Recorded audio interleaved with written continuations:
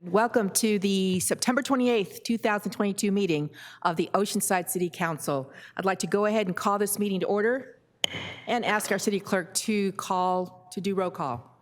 Mayor Sanchez. Present. Deputy Mayor Keim. Councilmember Jensen. Councilmember Rodriguez. Here. Councilmember Weiss. Here. It does appear that Pastor Riojas is not here. So please rise and join me in the Pledge of Allegiance. Ready, begin. I pledge allegiance to the flag of the United States of America and to the republic for which it stands, one nation, under God, indivisible, with liberty and justice for all. Thank you. You may be seated. And we've got a couple of proclamations this evening.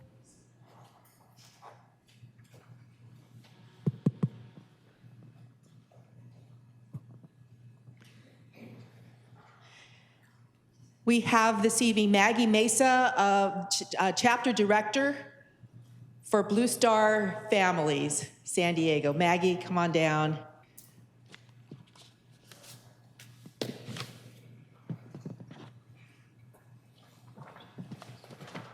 I'm not sure if we did this before last year, but definitely this is going to become a tradition for our city to honor this. This is proclamation in honor of Blue Star Welcome Week, September 24th through October 2nd, 2022.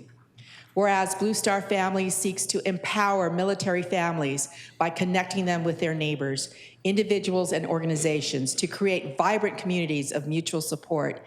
And whereas Blue Star Families annually designates the week beginning the last Saturday in September and concluding 8 days thereafter as Blue Star Welcome Week. And whereas during this week, we recognize the 600,000 active duty and transitioning military families who move to new communities each year. And whereas nearly half of these permanent change of station moves occur during the summer. And whereas only 30% of military family respondents to the 2021 Military Family Lifestyle Survey reported that they feel a sense of belonging to their local civilian community. And whereas a sense of belonging is essential to the well-being and readiness of military families. And whereas we commit to ensuring that military and veteran-connected families feel a strong sense of belonging to their local civilian communities. And whereas we express gratitude for the sacrifices made by service members, transitioning veterans, and their families. And whereas we encourage civilians nationwide to welcome military and veteran-connected families into their communities. And whereas since Camp Pendleton was established in 1941, City of Oceanside has served as a home community to many active and veteran military families with very strong ties between and within our communities. Now therefore be it resolved that I, Mayor Esther C. Sanchez, on behalf of the City of Oceanside, do hereby proclaim September 24th, 2022 through October 2nd, 2022 as Blue Star Welcome Week in the City of Oceanside.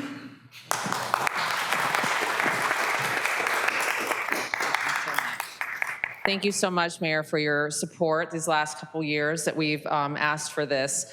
Blue Star Families was established in 2009, and we're proud to be able to grow from a national organization to having chapters within areas such as Camp Pendleton, where we have a large presence of military families. And I know Oceanside is a huge family to our military families that live in the gate. And as Blue Star Families Chapter Director, we are a member of the Oceanside Chamber, and we are very prevalent here in the city. And we love to continue to support our military families. So we look forward to seeing you in the future. Thank you so much, Maggie. Big hand, well, hold on. I'm gonna commemorate this. Big hand for this. This is a really, really important week. Thank you.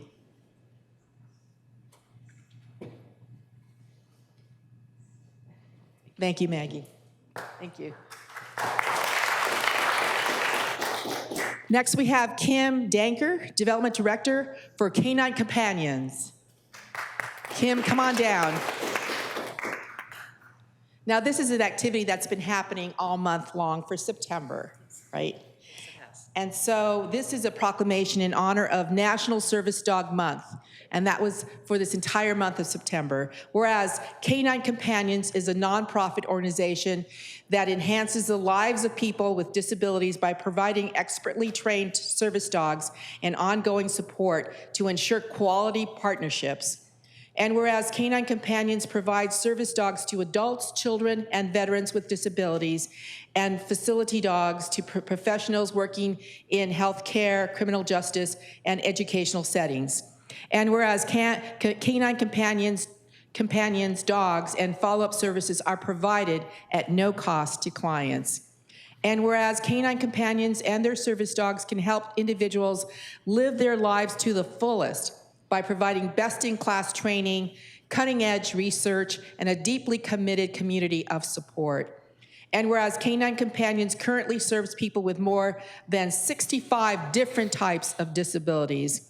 And whereas Canine Companions have placed more than 2,700 active human canine teams throughout the country and more than 7,300 teams since our founding in 1975.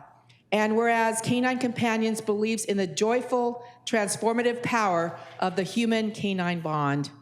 They're not really animals, right? They're people, right? Yes. And whereas National Service Dog Month aims to educate our community about the benefits of service dogs and the laws protecting them. And whereas the City of Oceanside continues to work toward becoming an inclusive community in which all citizens and their service dogs are respected. Now, therefore, be it resolved that I, Mayor Esther C. Sanchez, on behalf of the City of Oceanside, and in recognition of service dogs and the adults and children in our community with disabilities, do hereby proclaim September 2022 to be National Service Dog Month in the City of Oceanside, encouraging all citizens to celebrate genuine service dogs and be respectful to the adults, children, and veterans who lead more independent lives because of them. Thank you. Thank you. Wonderful. Thank you so much, Mayor and the City of Oceanside. We really, really appreciate this. She got all my stats in there in the proclamation. So we are a national service dog organization. We have 6 regional offices across the country. And you have a little gem over on Rancho del Oro Road. We're right there by the Mission. And we've been providing service dogs to children, adults, and veterans free of charge. We have matched about 45 teams, human and canine teams, so far this year with a goal of 60. So that may not seem like a lot, but we do this one at a time, making sure that the service dog is going to be able to best help the individual. Thank you very, very much. If you'd like some information about National Service Dog Month, please go to our website. It is canine.org. You can even take a test to see what kind of service dog you would be. Sounds interesting. Thank you so much. Can we do a picture?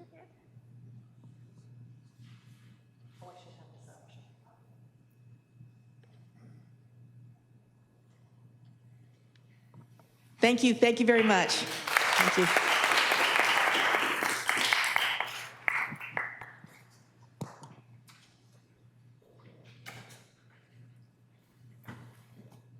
Closed session report? Thank you. The council met in closed session at 3:30 to discuss item 2 on the closed session agenda, conference with real property negotiator. The property is a portion of El Corazon identified on the agenda. Negotiating parties, City of Oceanside and Sudbury Development Incorporated. Under negotiations are price and terms for the lease and or sale of the real property. There's no action under the Brown Act to report on item 2. There was no meeting on items 1 and 3 of the closed session agenda. Thank you. Next on our agenda are consent calendar items, items 5 through 17. Are there any requests from the public to pull? There are no requests from the public to pull any items on consent calendar. There's a motion to approve by Deputy Mayor Keim. I'll second. Motion and a second, please vote.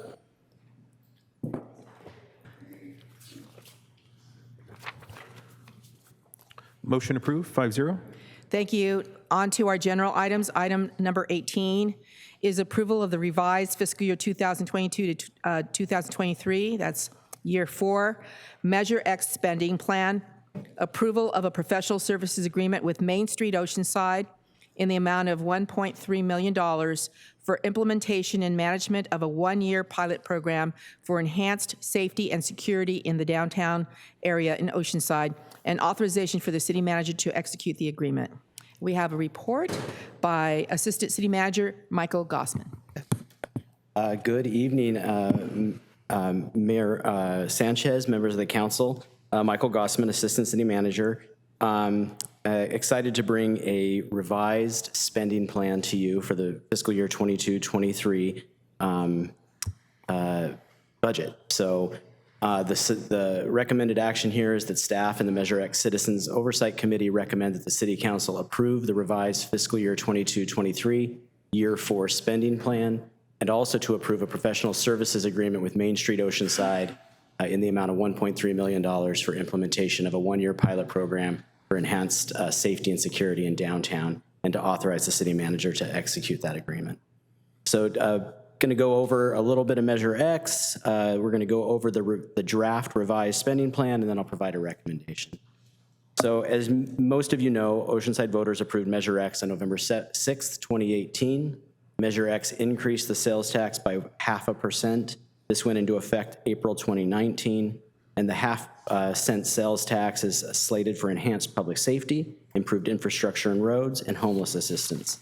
Measure X specified that a Citizens Oversight Committee would be appointed to advise the council and review spending plans, and they did recommend this spending plan on September 26th.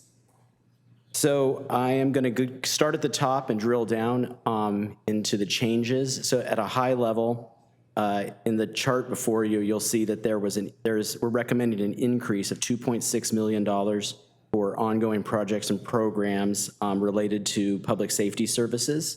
We're also recommending a $2 million increase to the public safety infrastructure projects, and I'll explain that in a moment. There's also a slight increase in the amount of revenue that we forecast for this fiscal year.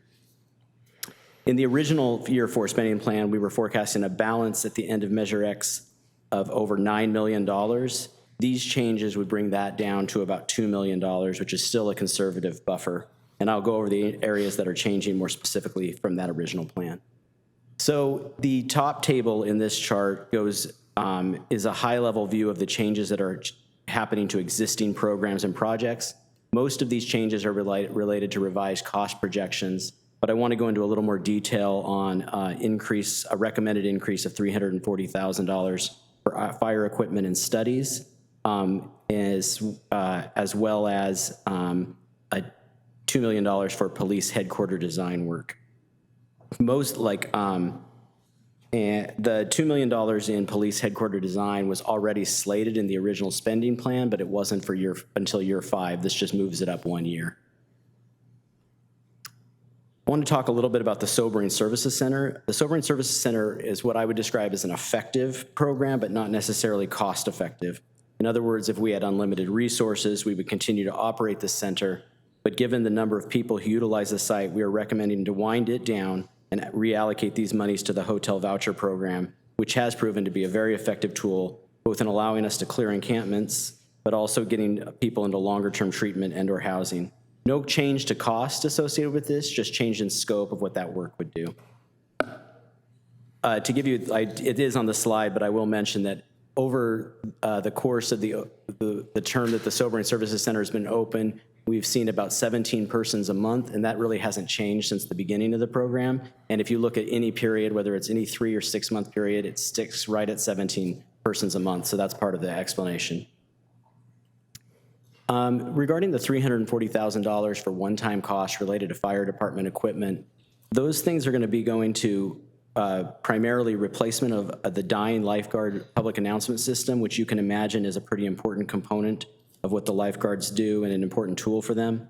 It also includes funding for the renovation of several lifeguard towers, which are in much need of that. And it's also going to allow the purchase of a scissor lift that will reduce the amount of time fire apparatus are out of service from up to 48 hours to a mere 2 hours. So that'll get fire apparatus back on the street very quickly.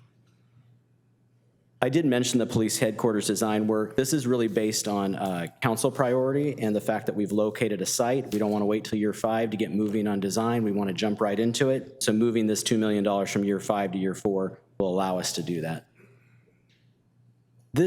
One of the first new programs that we're talking about doing, this is the Enhanced Downtown Security Project, and this is something I'm really excited about. This is a partnership between Main Street, Oceanside, and the city, wherein we will both contribute funds, but the city will contribute $1.3 million with Main Street Oceanside to procure the services of gatekeeper security with a targeted start date of October 1st. Gatekeepers will be operating 24 hours a day, 7 days a week for a period of 12 months with 4 security officers at all times in marked vehicles and/or bicycles. We'll also have a kiosk near where the Parlor Donuts is. This is a partnership with the Oceanside Police Department, and Chief Armillo has expressed his strong support for this. Like I said, it is a pilot project. I think it's going to be really effective. I'm excited about it, but we're going to measure it and see how it goes and decide from there in future years. The Medic Squad is a new program that we haven't implemented before. It's a cost of $828,000. It allows EMS response downtown. What it would fund is 2 firefighter paramedics in a rapid response vehicle to handle lower acuity calls in conjunction with our basic life services EMT ambulances. It will also reduce the firefighter paramedic wall times at hospitals and reduce high call volumes at Station 1. Another new program that we're including is another partnership between our neighborhood services team and our police department, as well as our Parks and Rec department. This would be $650,000 to support the Oceanside Community Safety Partnership, gang intervention and youth prevention programs. Gang intervention and diversion is always a goal of Measure X that has not been funded yet, but we are excited to begin this type of programming. In subsequent years, this would go from $650,000 to $800,000. This is a pretty hard slide to read, but there's a better, more readable version in your packet. But this just gives an overview of the years 4, 5, 6, and 7 spending plan. And so the Measure X COC, I did mention this, that they approved this or they recommended this for approval on September 26th. And lastly, I'm here along with a full group of staff to answer any specific questions that you might have. Thank you very much. Do we have any requests from the public to speak on this item? Yes, we do. We have 3 speakers on this item. Our first speaker is Scott Ashton, to be followed by Kevin Shin, to be followed by Pat Kirchwin.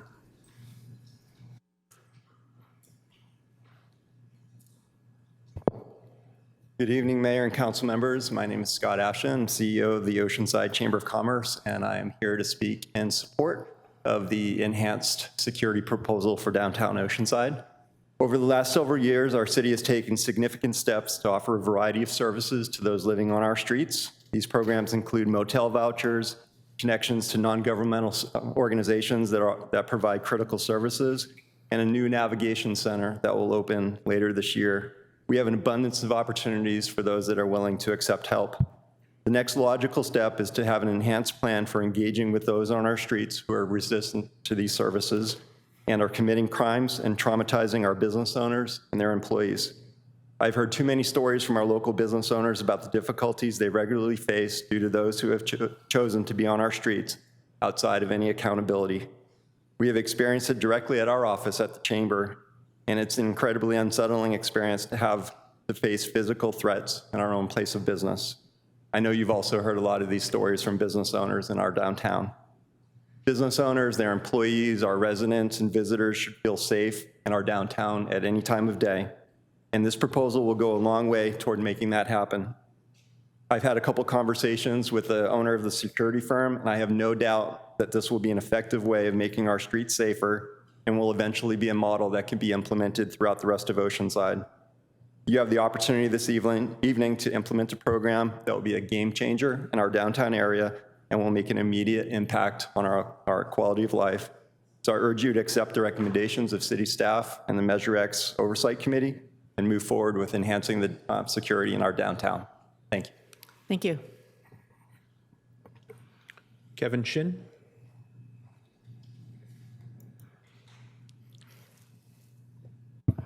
shorter than Scott. I gotta put this down here. All right, good evening. A little My name is bit. Kevin Shin, and I'm the owner of the Switchboard Restaurant at the Finn Hotel. First, let me say that opening a restaurant in 2020 was an unbelievably daunting venture that I don't believe I could have survived in any other city than this one.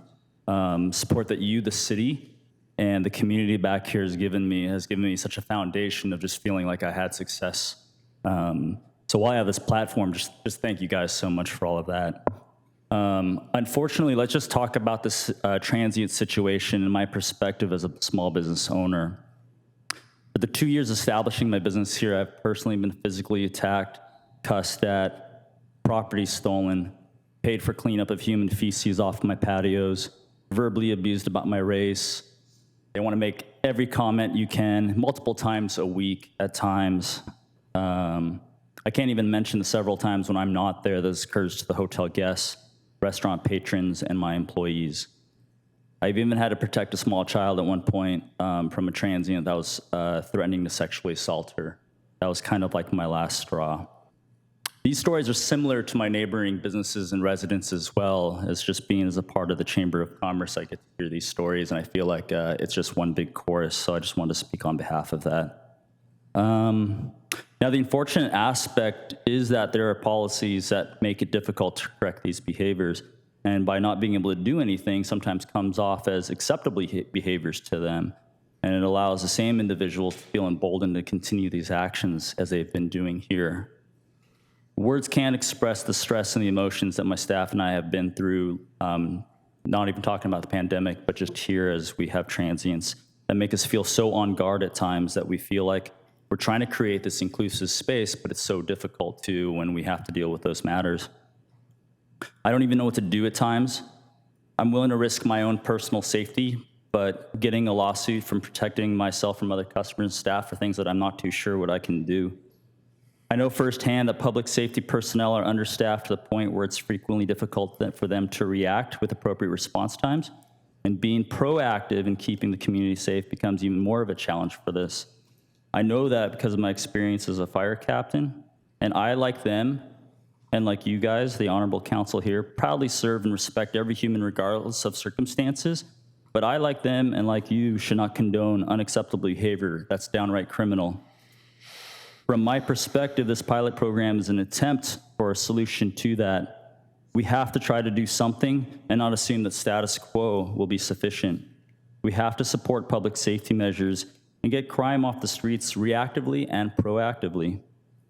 I'll just leave it on this if I have time to. So I knew when I was going to be a father that I was going to do everything I could to create a nice, safe environmental space. And we're just asking for you, knowing that we are essentially your children, because we definitely act like that at times, to do the same thing and to give us a good, safe space so that we can thrive and grow in this community and make this city as great as you guys want it. Thank you guys so much. Thank you very much. And before you leave the podium, Uh-oh. I'm usually in trouble when I'm up here. I want to congratulate you and your business on being the Business of the Year for Assembly 76, District 76. Congratulations, Kevin. Thank you, Very, Honorable very Mayor. well deserved. Thank you. I appreciate it. Thank you. I love respecting or representing Oceanside for that award, and more to come, I hope. Thank you. Thank you. Pat Kirchwin?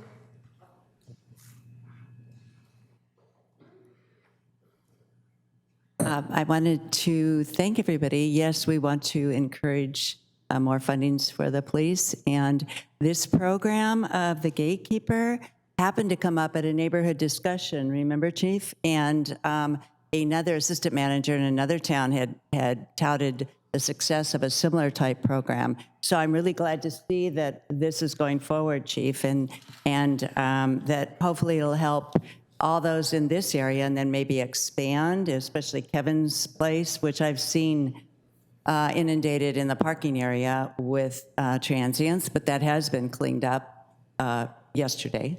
I don't know about today, but anyway, we have to keep on it. But the question I had on this, and maybe it is addressed, I don't know if it's addressed to Michael Glassman or the chief. But the hot team mentioned one time at San Diego Rescue Mission monthly meeting that when they developed their hot team a number of years ago, their philosophy, they had different approaches to choose, and they chose a non-enforcement policy, as I remember the terms. So I'm wondering if this is part of the problem, possibly, and I don't know if the speaker is here tonight from the police, but I wonder if this is part of the problem or who addresses possibly a change in policy for the hot team. And I don't know what other options they have, but the fact that in the last quarter, they had, oh, now I've lost my paper. I believe they had 119 that they provided services to in the quarter, the hot team, which turned out to be 9 to 10 a week, which, considering the number of people we have on our streets, didn't seem like a lot, but then I'm not part of that team. Anyway, so I don't know who this is a question for, but if the hot team had a different philosophy or enforcement policy, I wonder if that would help the situation, like restaurateurs like Kevin. That was just a question, and you might What is your who I specific address it to. question? I'm sorry. What was your specific question? The question was if the hot team, the police department hot team, had a different guiding policy, because the speaker said the policy was a non-enforcement, and I don't even know really what that meant, except that I know their servicing of 119 in 3 months doesn't seem like a lot compared to what's on the street. So I was Okay. going back to the policy. Thank you. That concludes the speakers on this item. Thank you. Would staff like to answer that question? Hopefully you understand. It's because the staff was not suggesting that we were going to change the policies of the hot team, but work with this new program. So with respect to the homeless outreach team, it primarily is, in fact, a non-enforcement model, but that is not our only tool when it comes to quality of life. We have a crime suppression team that deals with that aspect. And the rationale behind that is that when we are coming in contact with a highly service-resistant population, we need to have a model where they can build trust and break down these barriers to get those folks to accept services. Now, on the backside of that is the enforcement arm, which is a different set of officers who come in and do enforce laws and do arrest and cite folks. And I'll give you an example. For the 1 month period of July 13 to August 13, just along the Strand alone, and I'm sharing these numbers with you because I have them readily available, and the vast majority of these contacts were of homeless individuals. We had 3 felony arrests, 52 misdemeanor arrests, and then we also had some traffic citations, parking citations, and mental health commits. So it's a two-pronged approach when it comes to this model, and I do not favor changing the HOTS posture on this. Thank you. All right, to the council, Councilmember Rodriguez. Chief, so I have a follow-up question to that. The definition of an arrest is a citation issued. It's not necessarily handcuffs and put in the back of a squad car. That's correct? It can be both, yes. Okay.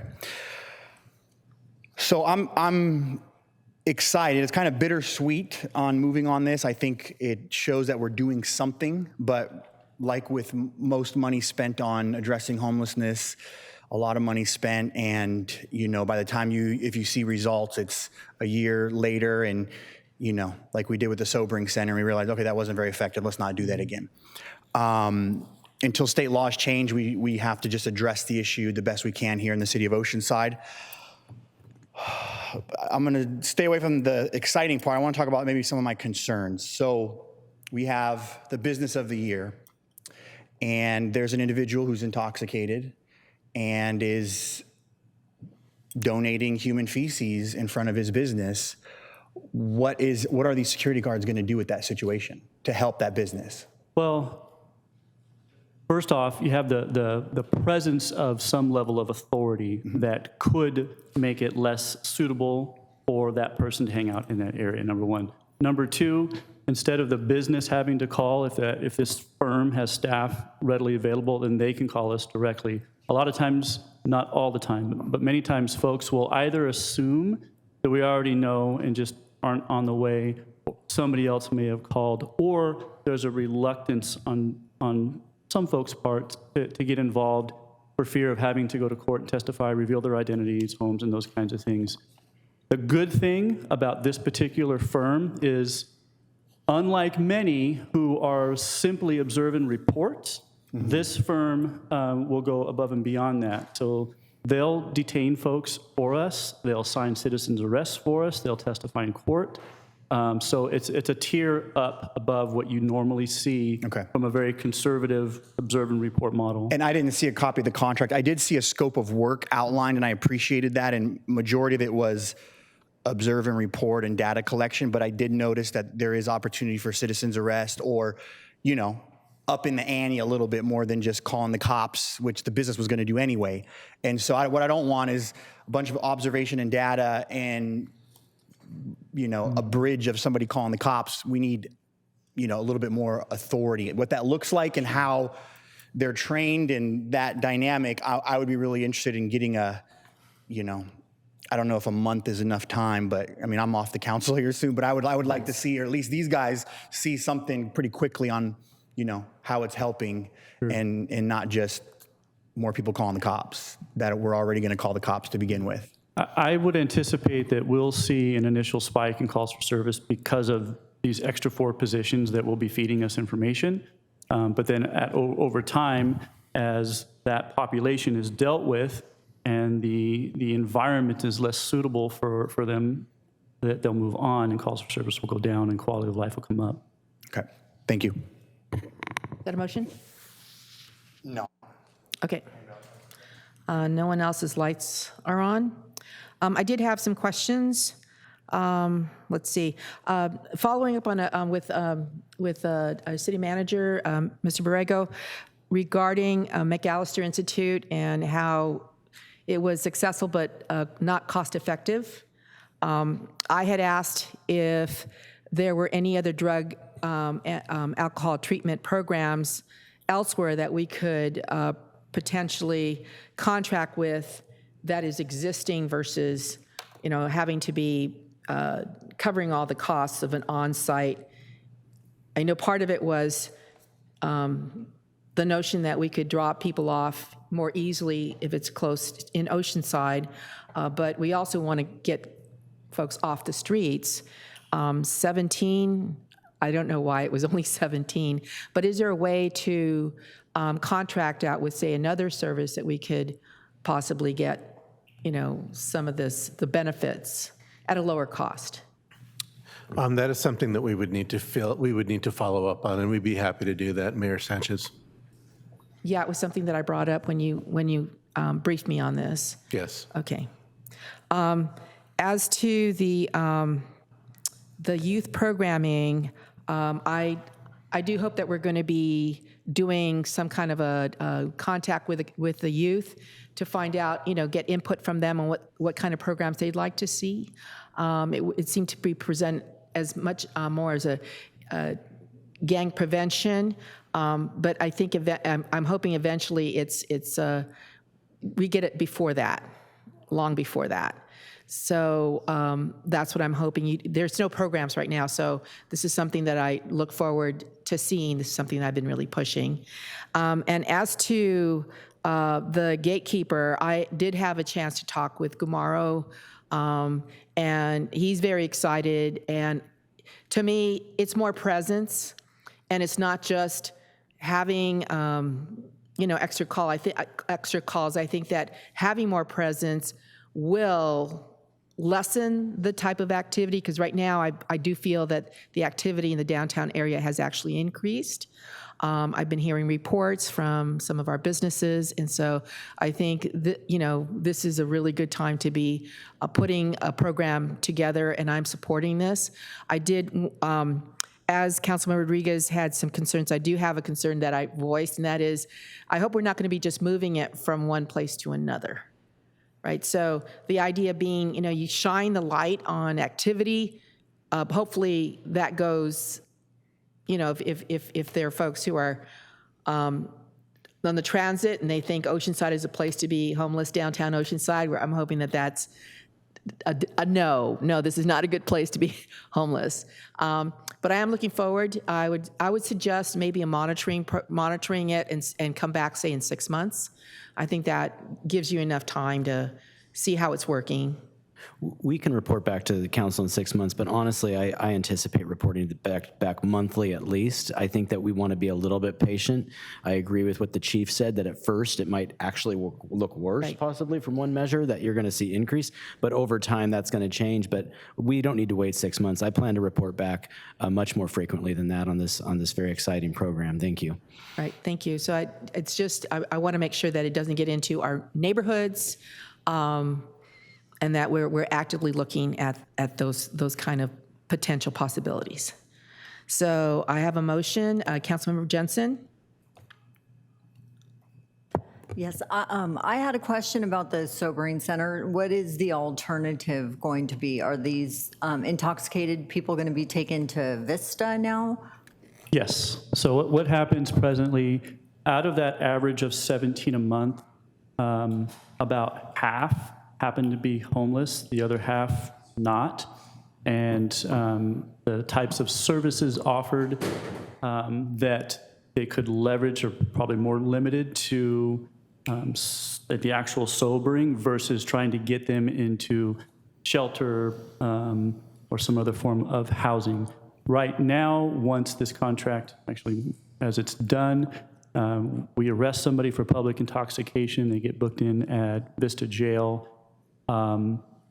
There's a small percentage based on recidivism that do get prosecuted, but the remainder, they are released from Vista Jail as soon as they sober up in about 8 hours or so, and then it's determined or classified as a detention only. So the other means of trying to get those folks services that are actually part of our homeless population would be through our homeless outreach team, as well as our crime suppression team, who will do referrals. Okay. Yeah, it's my understanding that a lot of facilities aren't going to take somebody in that's intoxicated. They're, so they'll go to Vista, they'll get processed and released, and then probably boomerang right back to Oceanside. Most likely, yeah. Mm-hmm. So, Okay, well, I'm really excited about the enhanced security for downtown. I really hope this works and we can expand it to include the harbor at some point if this is successful. And with that, I'm Gonna second? Yeah, I'll second. Okay, there's a motion and a second. Please vote.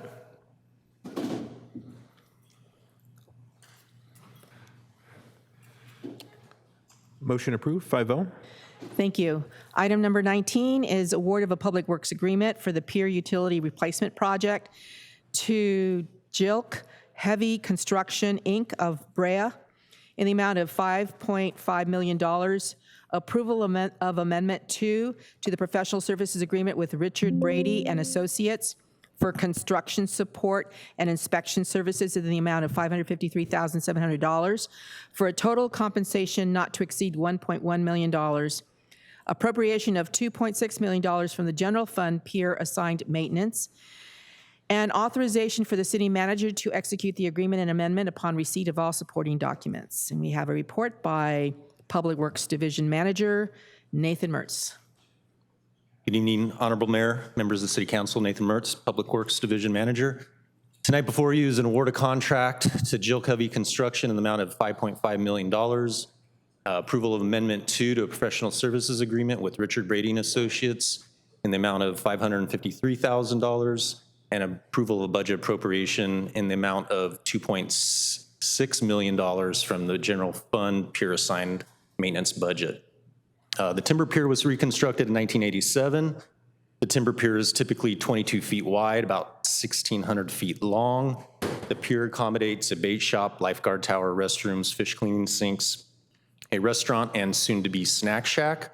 Utilities on the pier include combined domestic and fire water service, electrical, sewer, and natural gas. All the utilities on the pier have reached a 35-year service and have lived in a very harsh marine environment. except for the natural gas line, which was replaced about 1999. The project will separate the domestic and fire water service on the pier. It will reduce our domestic water meter size, which is a good thing for cost, replace 3 sewer lift stations and the force main on the pier, and replace the electrical for the pier lighting.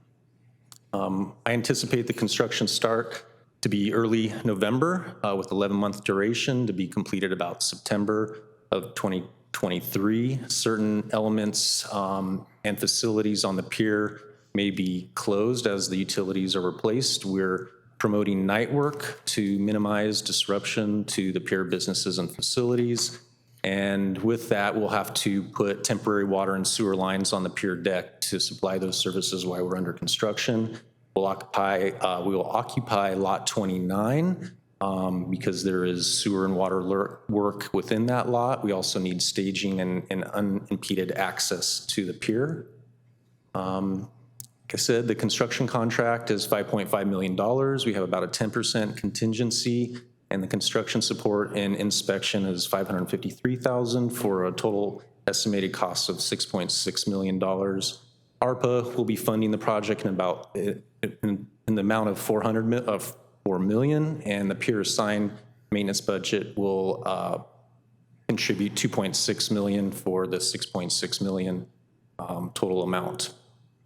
So again, the recommendation is to award public works agreement to Jilk Heavy Construction for $5.5 million, approve Amendment 2 to Richard Brady and Associates for $553,000, and approve the budget appropriation in the amount of $2.6 million from the Pier General Fund assigned maintenance budget. And that concludes my presentation, and I'm happy to answer any questions you may have. Thank you very much. Do we have any requests to speak from the public? We have no requests to speak from the public on this item. Do we have a motion? There's a motion by Deputy Keim. Second by Councilmember Weiss. Please vote.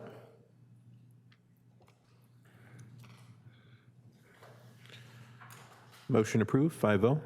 Thank you. Item number 20 is receipt and filing of the Climate Action Plan Implementation Progress Report, and we have a report by Professional Assistant Lindsay Smith.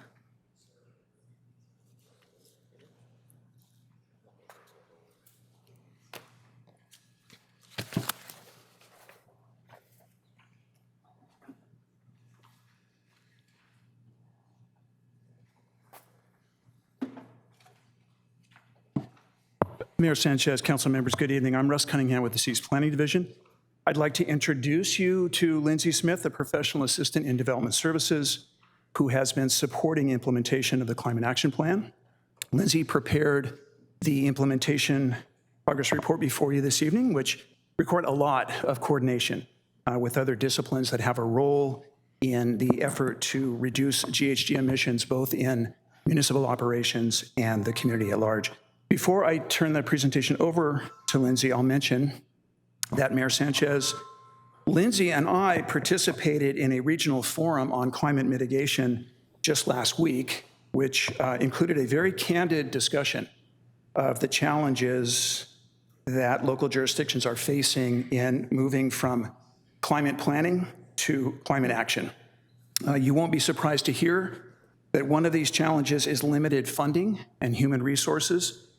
But another major challenge is getting the individual jurisdictions in our region out of their silos and working together to share information, leverage resources, and convey a consistent message on the urgency of climate action to the region's 3.3 million residents. As we pursue an update to the Climate Action Plan as part of this second phase of the General Plan update, we will continue to engage with Sandag, the County of San Diego, and neighboring cities to bring forward practical measures that achieve meaningful emissions reduction and provide co-benefits, including economic development and job growth, energy and water security, a cleaner and healthier environment, and more cost-effective and convenient mobility options. Finally, the city manager asked me to speak a little bit about our neighborhood electric vehicle pilot service currently operating in our coastal area under the watchful eye of our bicycle coordinator, Howard LaGrange. This service is an implementing action of the Climate Action Plan. The data thus far shows pretty impressive ridership. Howard and I have been looking at how we might calculate emissions reduction associated with the service. And let's see if I got the .cam correct. This is pretty back of the napkin, but it will kind of give you an idea, an order of magnitude sense of what this program achieves in terms of emissions reduction. So 24,000 vehicle miles have been traveled by our NEVs between the 6th of June and the 16th of September. That has reduced, or I should say prevented, emissions that would otherwise have been generated by combustion engine vehicles in the amount of 9.7 metric tons of CO2. So just to give you an idea of what that means, it would take 485 trees, mature trees, 1 year to absorb that much CO2. So we see co-benefits with the NEV program. We will continue to provide you information on the status of that program and look for ways to maybe expand that into some of our other neighborhoods. With that, Lindsay, the floor is yours. Thank you very much, Russ. Sorry. Good evening, Honorable Mayor Sanchez and council members. Today I will be sharing the first annual CAP Implementation Progress Report. We recommend that the City Council receive and file the Climate Action Plan Implementation Progress Report. The CAP was adopted in 2019 with the first phase of the General Plan update. The CAP outlines greenhouse gas emission reduction targets in alignment with statewide reduction targets. The plan outlines 19 measures to be completed through 43 separate actions. The document includes a CAP consistency checklist, which allows for streamlined development review in accordance with CEQA. And the CAP also assigns responsibility of these measures to 5 departments: Development Services, Water Utilities, Public Works, Neighborhood Services, and Economic Development. The CAP is based on greenhouse gas inventories. The inventories outlined in the CAP are based on 2013 data. These inventories help us to establish a baseline to measure future progress against. The inventories look at emissions from the different sectors: transportation, electricity and natural gas, solid waste, water, and municipal operations. As you can see from the graph, transportation accounts for roughly half of all the emissions in Oceanside. Nearly all local governments in San Diego have adopted CAPs in the recent years, and in response to requests for regionally consistent approaches, methodologies, and data sources, SANDAG has collaborated to prepare the Regional Climate Action Plan framework known as RECAP. As part of RECAP, the RECAP snapshots are provided to give data to help monitor a jurisdiction's community-wide GHG emissions. While we don't have detailed information on exactly how much we've reduced since 2013, we have received estimations from these RECAP snapshots that indicate progress is being made. There will be a second update to the CAP in tandem with the second phase of the general plan update, and this update will prepare a new GHG inventory, which will show trends since we adopted the CAP in 2019. To establish accountability for implementation, responsibility lies with the city, the development community, and the Oceanside community at large. In addition, we must evaluate the value and viability of the contents in the CAP. The report provides detail on state emission reduction strategies, explores the role of local government, outlines emission reduction measures, speaks to progress and accomplishments, talks about climate change impacts both locally and globally, discusses social equity and green jobs, and last provides a list of priority actions going forward. Regarding status of implementation, it's important to point out 3 things. Measures can only be categorized as fully implemented when all actions have been completed. Measures that involve programs will be ongoing in nature, even if in full operation, and some measures were determined to not be worthwhile or need to be reevaluated. One measure is fully implemented 8 measures are mostly implemented, 4 measures are partially implemented, and 6 measures are not yet initiated. Measure TL2 is an example of a measure which is mostly implemented, and as you can see from the slide, 4 out of 5 actions have been completed, and therefore it was deemed mostly implemented. We'd like to recognize key accomplishments. 4 zoning standards were adopted relating to renewable energy, EV parking and charging, urban forestry, and transportation demand management. The city conducted a tree inventory. Water Utilities has been implementing their water conservation master plan and zero waste strategic resource management plan. The second phase of the general plan update is in progress, and this effort will establish smart growth policies. And lastly, as you know, the city intends to join CEA before 2024, and in joining, the city will be moving towards its goal of 75% renewable energy. Our next steps will include efforts to incentivize businesses to participate in TDM by preparing a survey to local businesses, creating a landscape maintenance standard agreement to establish accountability for the long-term maintenance and care of tree canopy and permeable surfaces, researching the viability of a solar PV bulk pricing program, and working with engineering and public works to establish complete and green streets checklists. In the course of pursuing implementation of the CAP, we learned several lessons. Successful implementation requires consistent interdepartmental coordination. We've had to accept that we have few staffing resources for CAP implementation, but we do recommend the city hire a full-time sustainability coordinator. Given our limited staffing resources, as we move toward an updated CAP, we are contemplating fewer measures and actions to make implementation more manageable, focusing resources, additional requirements on new development that are reasonable and provide positive return on investment. And since achieving significant near-term emissions reductions requires the efforts of the greater Oceanside community, we want to continue ongoing outreach to see what individual residents, households, and businesses can do to reduce our carbon footprint. We'll look to use Green Oceanside to convey these messages. Again, staff recommends that the City Council receive and file the Climate Action Plan Implementation Progress Report. Thank you for your time, and Russ and I are available for any questions you have. Thank you. Do we have any requests to speak from the public? Yes, we do. We have 2 speakers, Roger Davenport, to be followed by Diane Nygaard.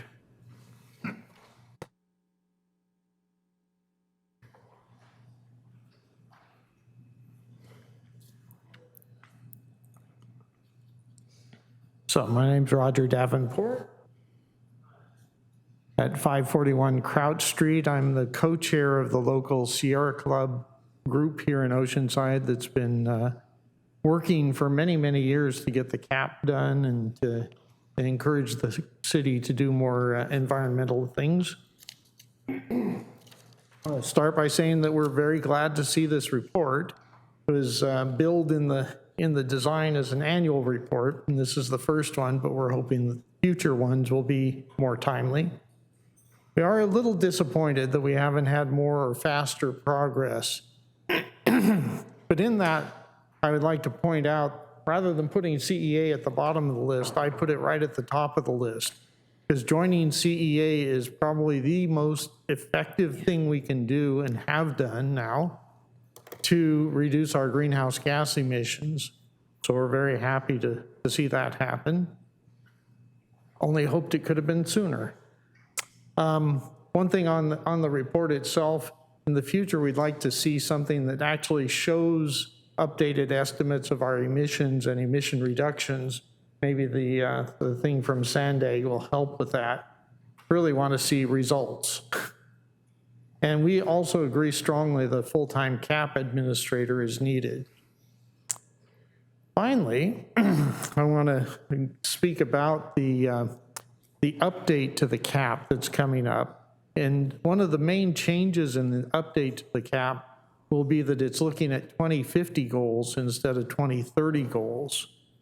So to meet the 2050 goals, which is to get down to 2 metric tons per person per year, you have to have some really aggressive and much broader actions.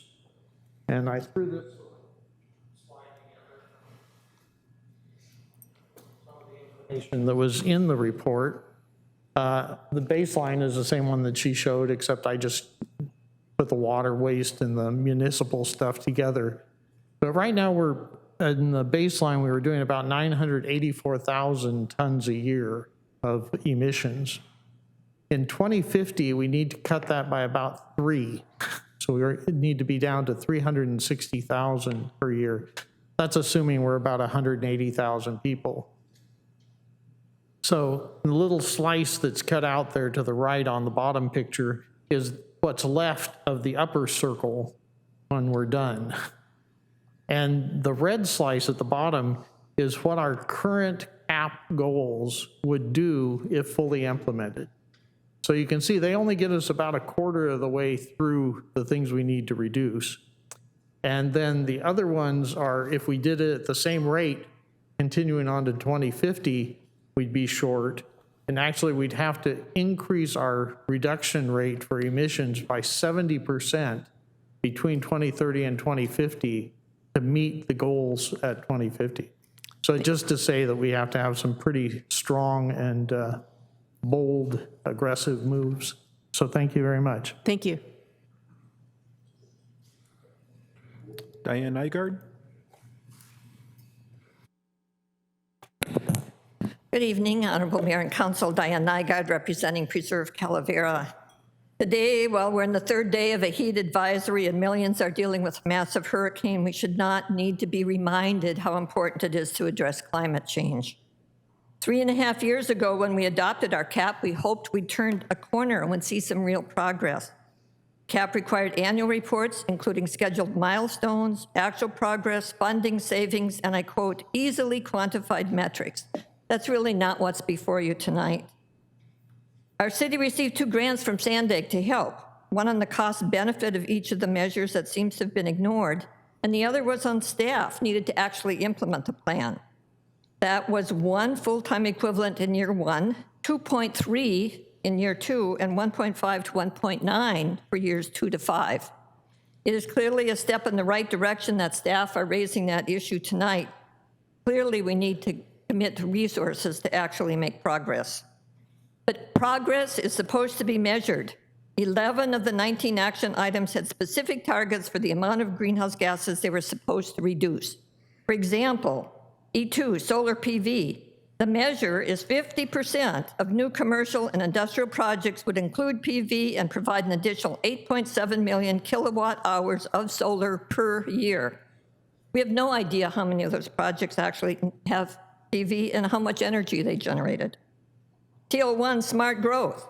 The measure is 50% of new development is along smart growth corridors. How much new development has been approved in the last 3.5 years?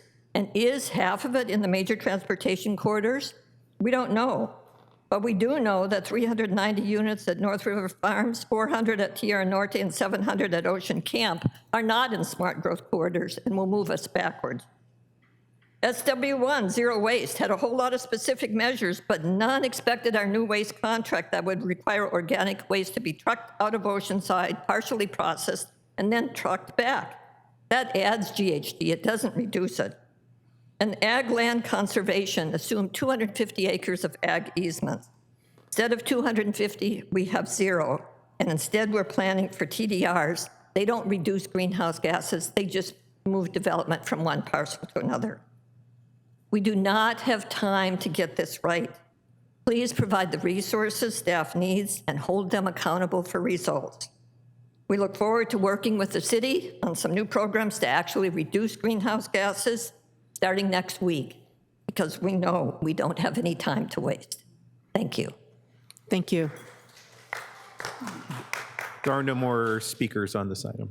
Thank you. I don't think there were any questions in there. Back to the council. Councilmember Rodriguez. Thank you, staff, for putting this together. And I've actually prepared a statement for this line item. I hope and pray it echoes into the future, who sits in my place and my colleagues' place in making wise policy decisions for the future of our city.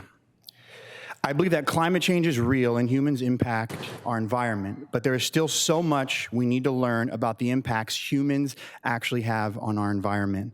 There is well-documented scientific studies by world-renowned climatologists that show a wide spectrum of forecasted impacts depending on the underlying assumptions. As a small business owner and farmer, my livelihood is directly dependent on the environment.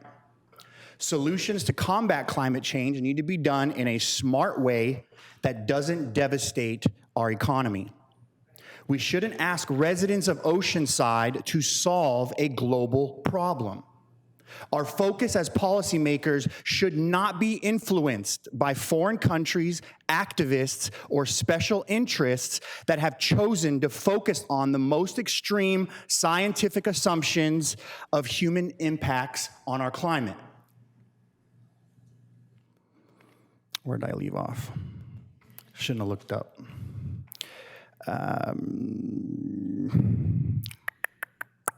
There we go. Our state's fixation on climate action goals that has trickled its way down to little old Oceanside has outpaced the availability of renewable infrastructure, technology, and storage to actually improve the environment. Along with the closure of natural gas and nuclear plants, has helped drive the cost of electricity and gas to the highest it's ever been in the continental U.S. It has also systematically undermined key blue-collar industries like energy, construction, and manufacturing, which has stagnated or shrunk.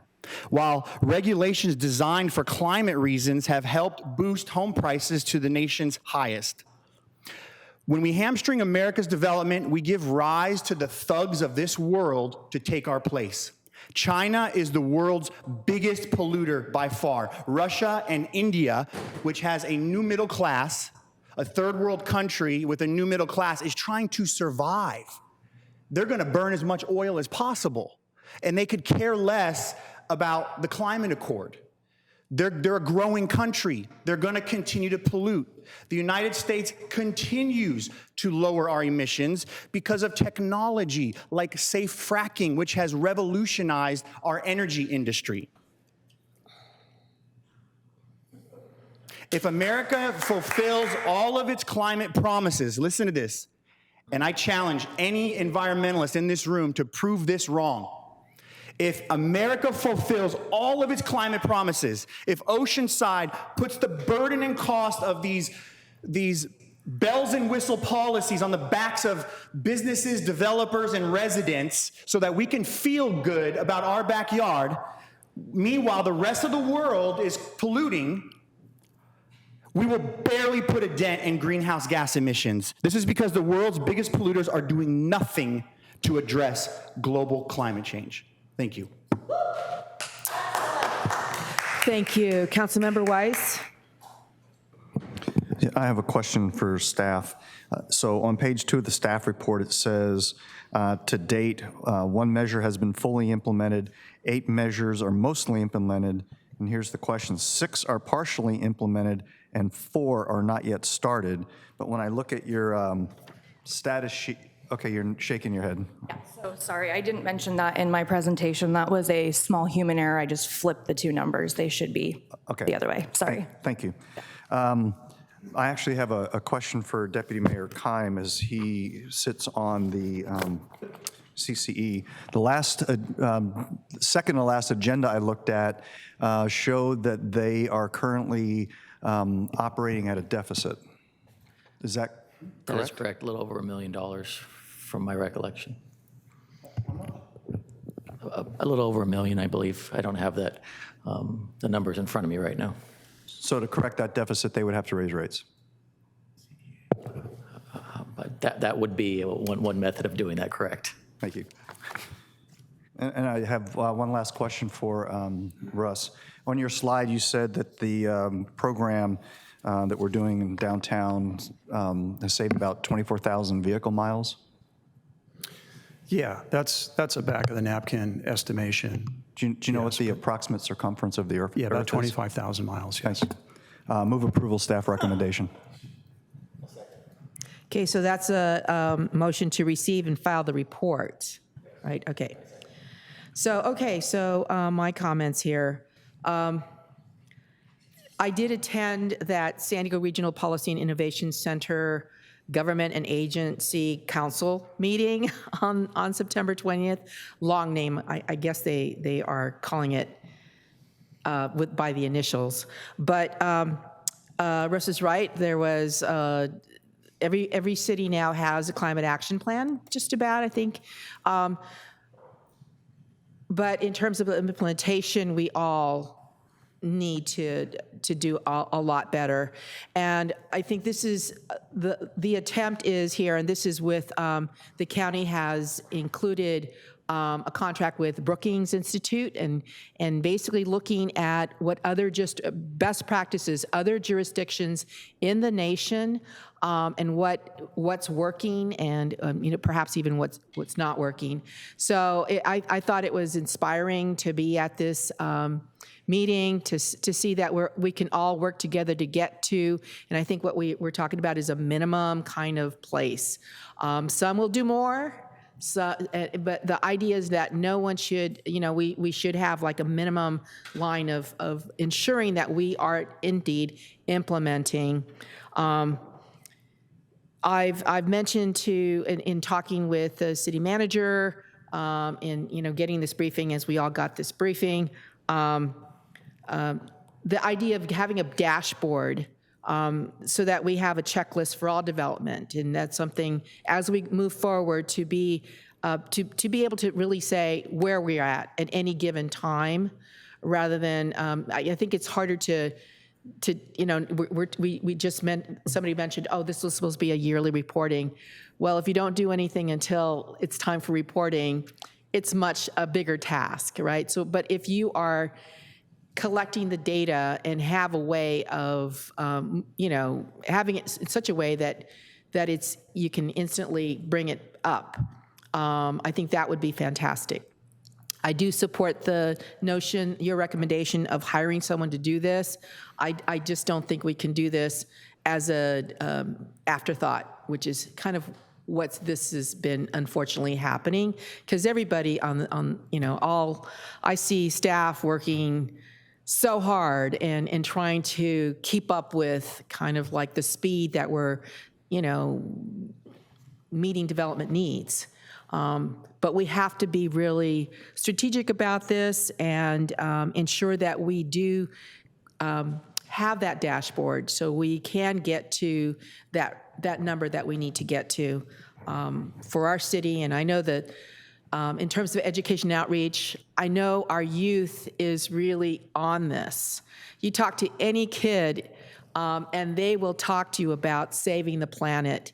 And this is something that is near and dear to their hearts and actually to their teachers and to their parents. So it's this is something that I would like for us to do better on in terms of implementing. And I know that there is this huge desire by staff, and I appreciate that very, very much. I know you need help, and I do support that extra person, full-time, probably full-time and a half or whatever, as they work on all these issues that we have before our city. But yes, it was inspiring for us to be all together, all the cities, and there was a motion to receive and file the report. I hope, when do you see staff coming forward for that position? Honorable Mayor and council members, if we were to bring forward such a recommendation, it would most likely come forward as part of next year's budget deliberation, and we will, evaluate the feasibility of doing something like that. Obviously, there's a lot of competing staffing needs here in the city, but we will take a look at it and bring a recommendation to council at some point, most likely as part of next year's budget. Right. Okay. There is a motion and a second. Please vote.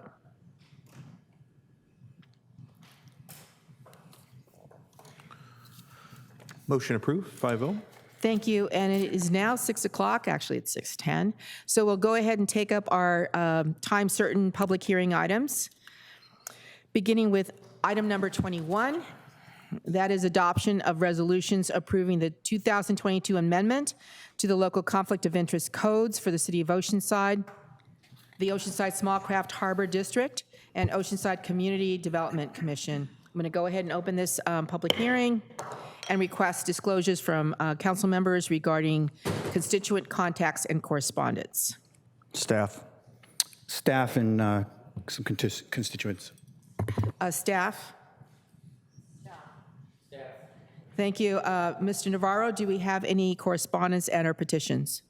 We have not received any correspondence or petition on this item. Thank you. We're going to go ahead and begin this hearing with testimony, I guess, report from Mr. Mullen, our city attorney. Thank you. I'll be brief. The item that is before you is the adoption of 3 resolutions updating our conflict of interest code as required by the State Political Reform Act. Government Code Section 87306.5 requires each local agency to review its local conflict code in even-numbered years and to make amendments as may be necessary as a result of the review. A local agency's conflict of interest code reflects the current structure of the organization. It identifies the officials and employees who are required to file statements of economic interest. The code also informs public officials, government employees, and consultants what financial interests they must disclose on those Form 700s and helps provide transparency in local government as required by the Act. My office, along with support from the Human Resources Department and the City Clerk's Office, has conducted the biennial review, and we have updated the appendix to the local code, adding the new positions that have been created since the last time we went through this exercise 2 years ago, and deleting any that no longer apply. The appendix is now before you as an attachment to the resolution. So with that, I recommend the council, the CDC, and the Harbor Board adopt the accompanying resolutions updating our local conflict of interest code. I'm happy to answer any questions. I did receive one comment from a member of the public asking why the DAC is designated as they are, because that person erroneously assumed that they had the same level of authority as the Planning Commission. And I replied to that individual and let them know that, in fact, they do not have the same level of authority. They're an advisory body only, and we treated DAC as we do other bodies that have advisory authority over land use matters. So. Thank you. Mr. Mullen, the changes basically are adding or deleting positions with respect to the 700 forms and conflict of interest. That's right, and then adding the disclosure category that accompanies each of those positions. Because we're not to require employees to over-disclose, but only to disclose as required. Thank you. Any requests to speak from the public, even though that this is a public hearing? We do not have any registered speakers on this item. This is a public hearing for item number 21. If you would like to speak on this very specific item, please come to the podium, state your name. You have up to 3 minutes to speak on this item. This is item number 21. I don't see anyone rising. Sorry, I couldn't tell. Slow motion here. All right, I don't see anyone rising to speak on this. I'm going to go ahead and close this part of the public hearing and move adoption. Second. There's a motion and a second, and no other lights. Please title? Huh? No title, okay. Please vote. Motion approved, 5-0. Thank you. Item number 22 is adoption of a resolution approving the Family Self-Sufficiency Action Plan for the Section 8 Housing Choice Voucher Program. I'm going to go ahead and open this public hearing and request disclosures from commissioners and regarding their constituent contacts and correspondence. Staff and one member of the public. Staff. I don't think I had any conversations. Thank you. And we are sitting here as a CDC. Thank you. So testimony begins with our Housing and Neighborhood Services Director, Leilani Hines. Good evening, Mayor, council members, and public here this evening. Tonight, we're here to present the action plan for the Oceanside Housing Authority's Family Self-Sufficiency Program that is operated for those participants of our Housing Choice Voucher Rental Assistance Program, or more commonly referred to as the Section 8 Rental Assistance. The FSS program has been a long-standing program and administered by the United States Department of Housing and Urban Development since 1990. The City of Oceanside has been a participant since 1993. In more recent years, we've seen a lot of changes by HUD and by the federal government related to many of our programs. And just this year, HUD did publish a final rule that implemented 2018 changes. And as required by these rules, the Oceanside Housing Authority must prepare and submit for approval to HUD its FSS action plan that conforms to these 2018 changes. So our Housing Choice Voucher Program is a rental assistance program that provides significant benefits to our most vulnerable and economically challenged residents. Income qualified households are able to rent in the private marketplace and pay only 30% of a very limited income towards rent, with the Housing Choice Voucher Program picking up the balance of that rent. For those Housing Choice Voucher participants who really are trying to seek ways to raise their economic conditions, the Family Self-Sufficiency Program incentivizes them to work with an FSS coordinator that we have on staff to create goals towards increasing their education, job training, or supportive services that in turn will make them more competitive in the job market and hopefully increase that earned income. Participants then voluntarily agree to work with our coordinator for 5 years on very specific goals that they might have. So to demonstrate how this works, the goal is always to increase your earnings and then build assets that at the end of the 5-year period can be used for any purpose. So in this example, as a household increases their education or job skills, they're able to obtain a higher paying job, maybe make $2,000 more a month in income. Normally, that increase in income results in a recalculation of their rent portion where they would have to pay more in rent.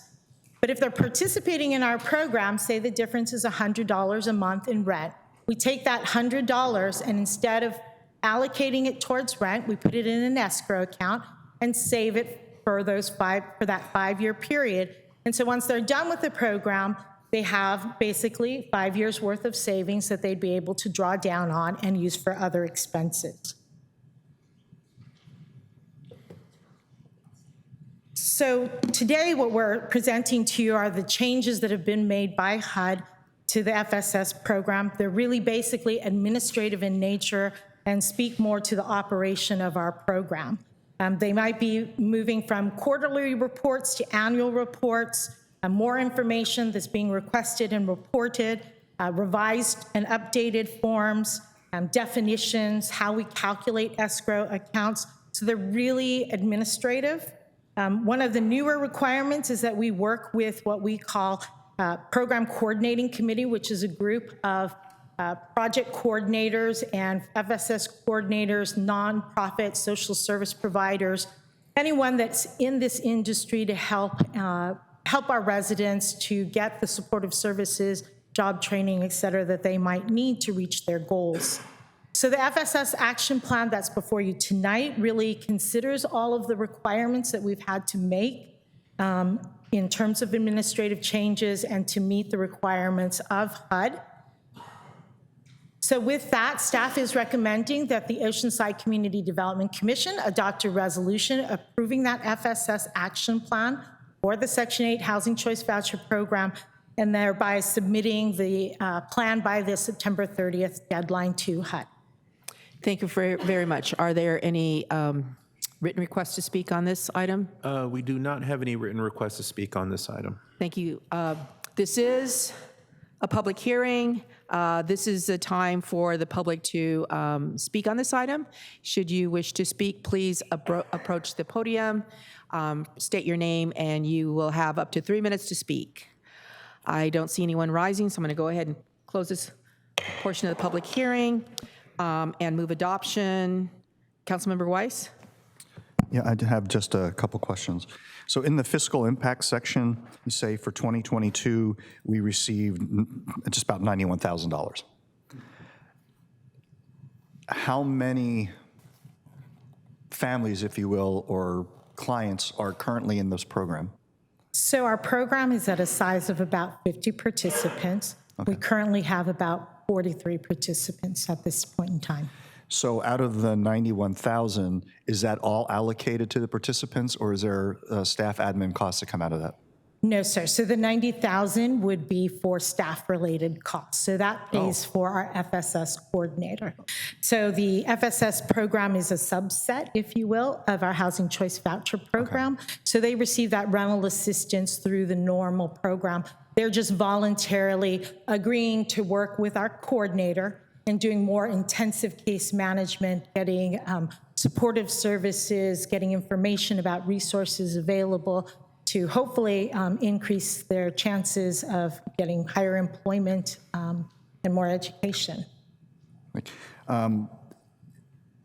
Is this an ongoing project with HUD that it continues? I mean, we've been doing this now for... We've been doing this since 1993. It's going to continue for some time, because I think part of it is, I think this is a good idea because it does help people try to change that cycle and into self-sufficiency. So I will second the motion. Thank you. There's a motion and a second. Please vote.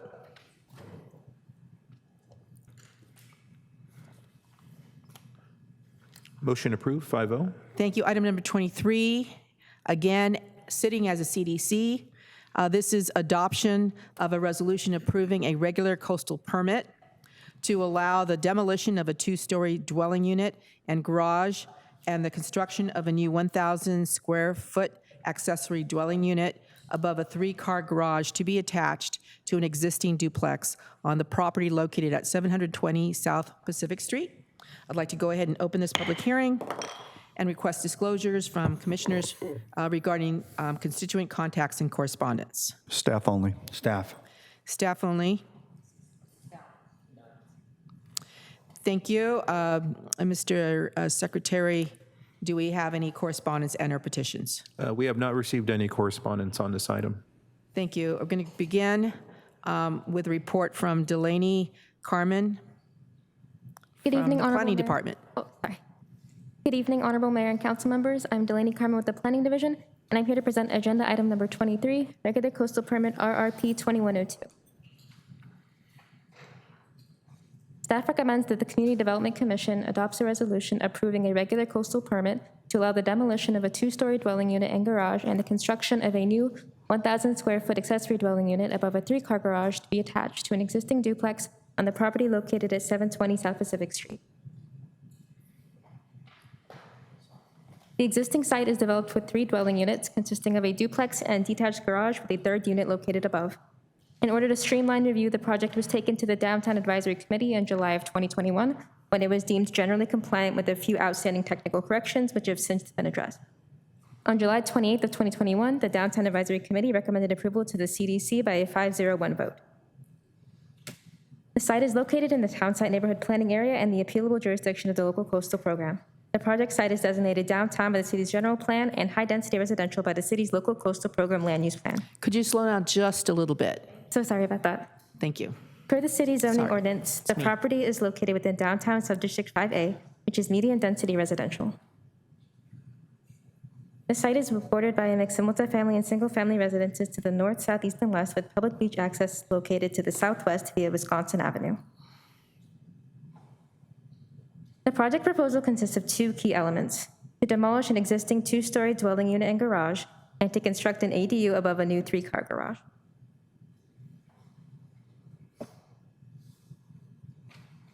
These schematic drawings show the newly constructed ADU and garage will be attached to the existing duplex and will provide additional on-site parking. Additionally, a new 762 square foot rooftop deck will be developed above the existing duplex. The project complies with applicable development standards for the D5A subdistrict and is correcting a non-conforming situation by providing additional on-site parking. There will be no impact to public coastal access, no impact on public coastal views, and no removal of parking proposed as a part of this project.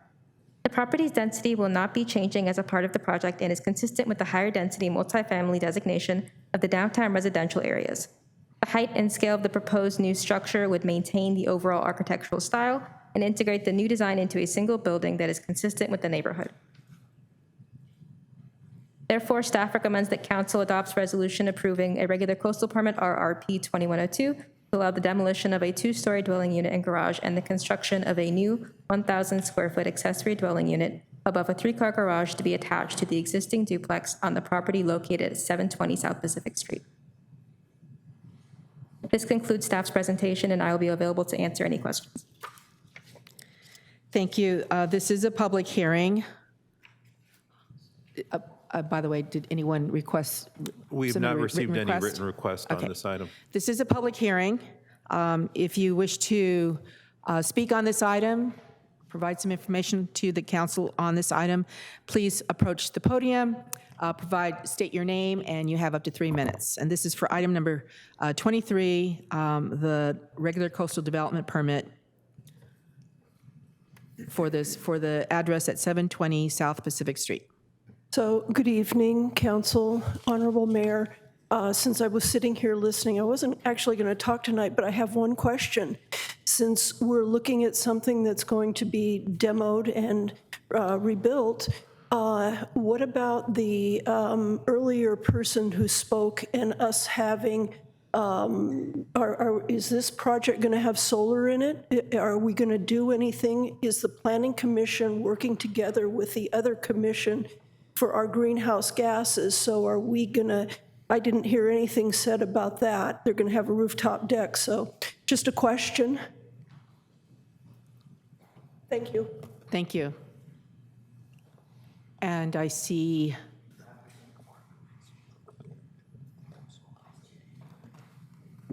hello, and my name's Todd Quinn. I live at 413 South Meyer Street.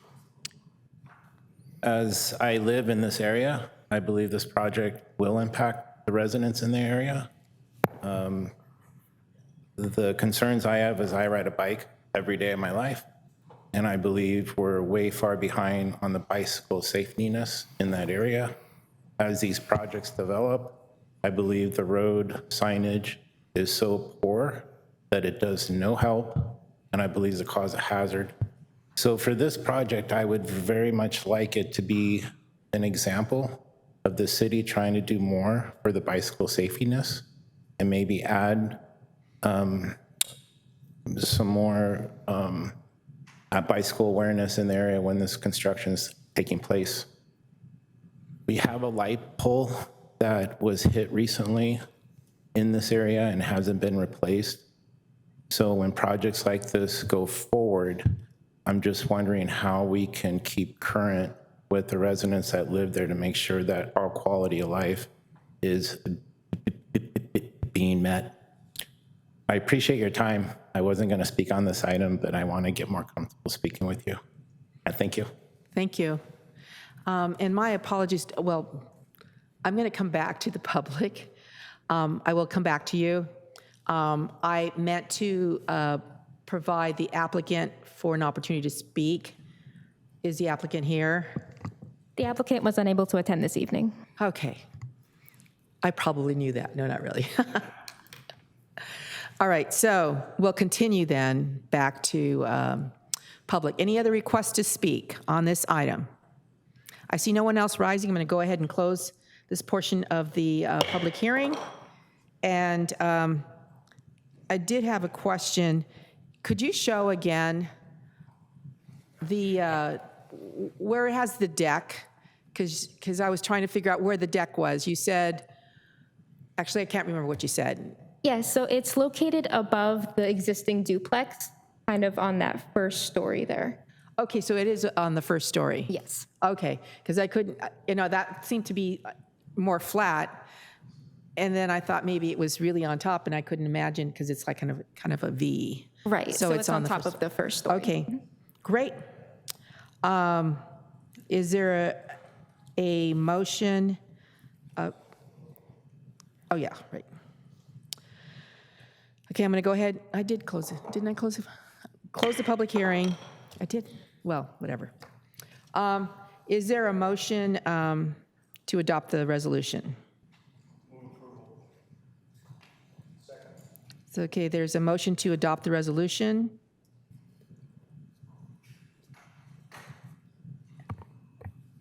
Please vote.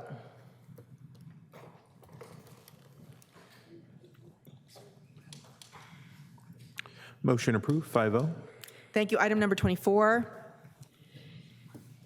As a city council, this is introduction of an ordinance amending Chapter 6, Articles 1, 2, 3, 4, 5, 1, 2, 3, 4, 6, 8, 12, 13, 15, and Chapter 11, Article 2 of the Oceanside Municipal Code to reflect the adoptions of the 2022 edition of the California Building Standards Code, including local amendments, reduction in the required minimum size of the Construction Interpretation Board of Appeals, reincorporation of renewal and expired permit fees, and adoption of a resolution of express findings supporting the local amendments. I'd like to go ahead and open this public hearing, request disclosures from council members regarding constituent contacts and correspondence. Staff.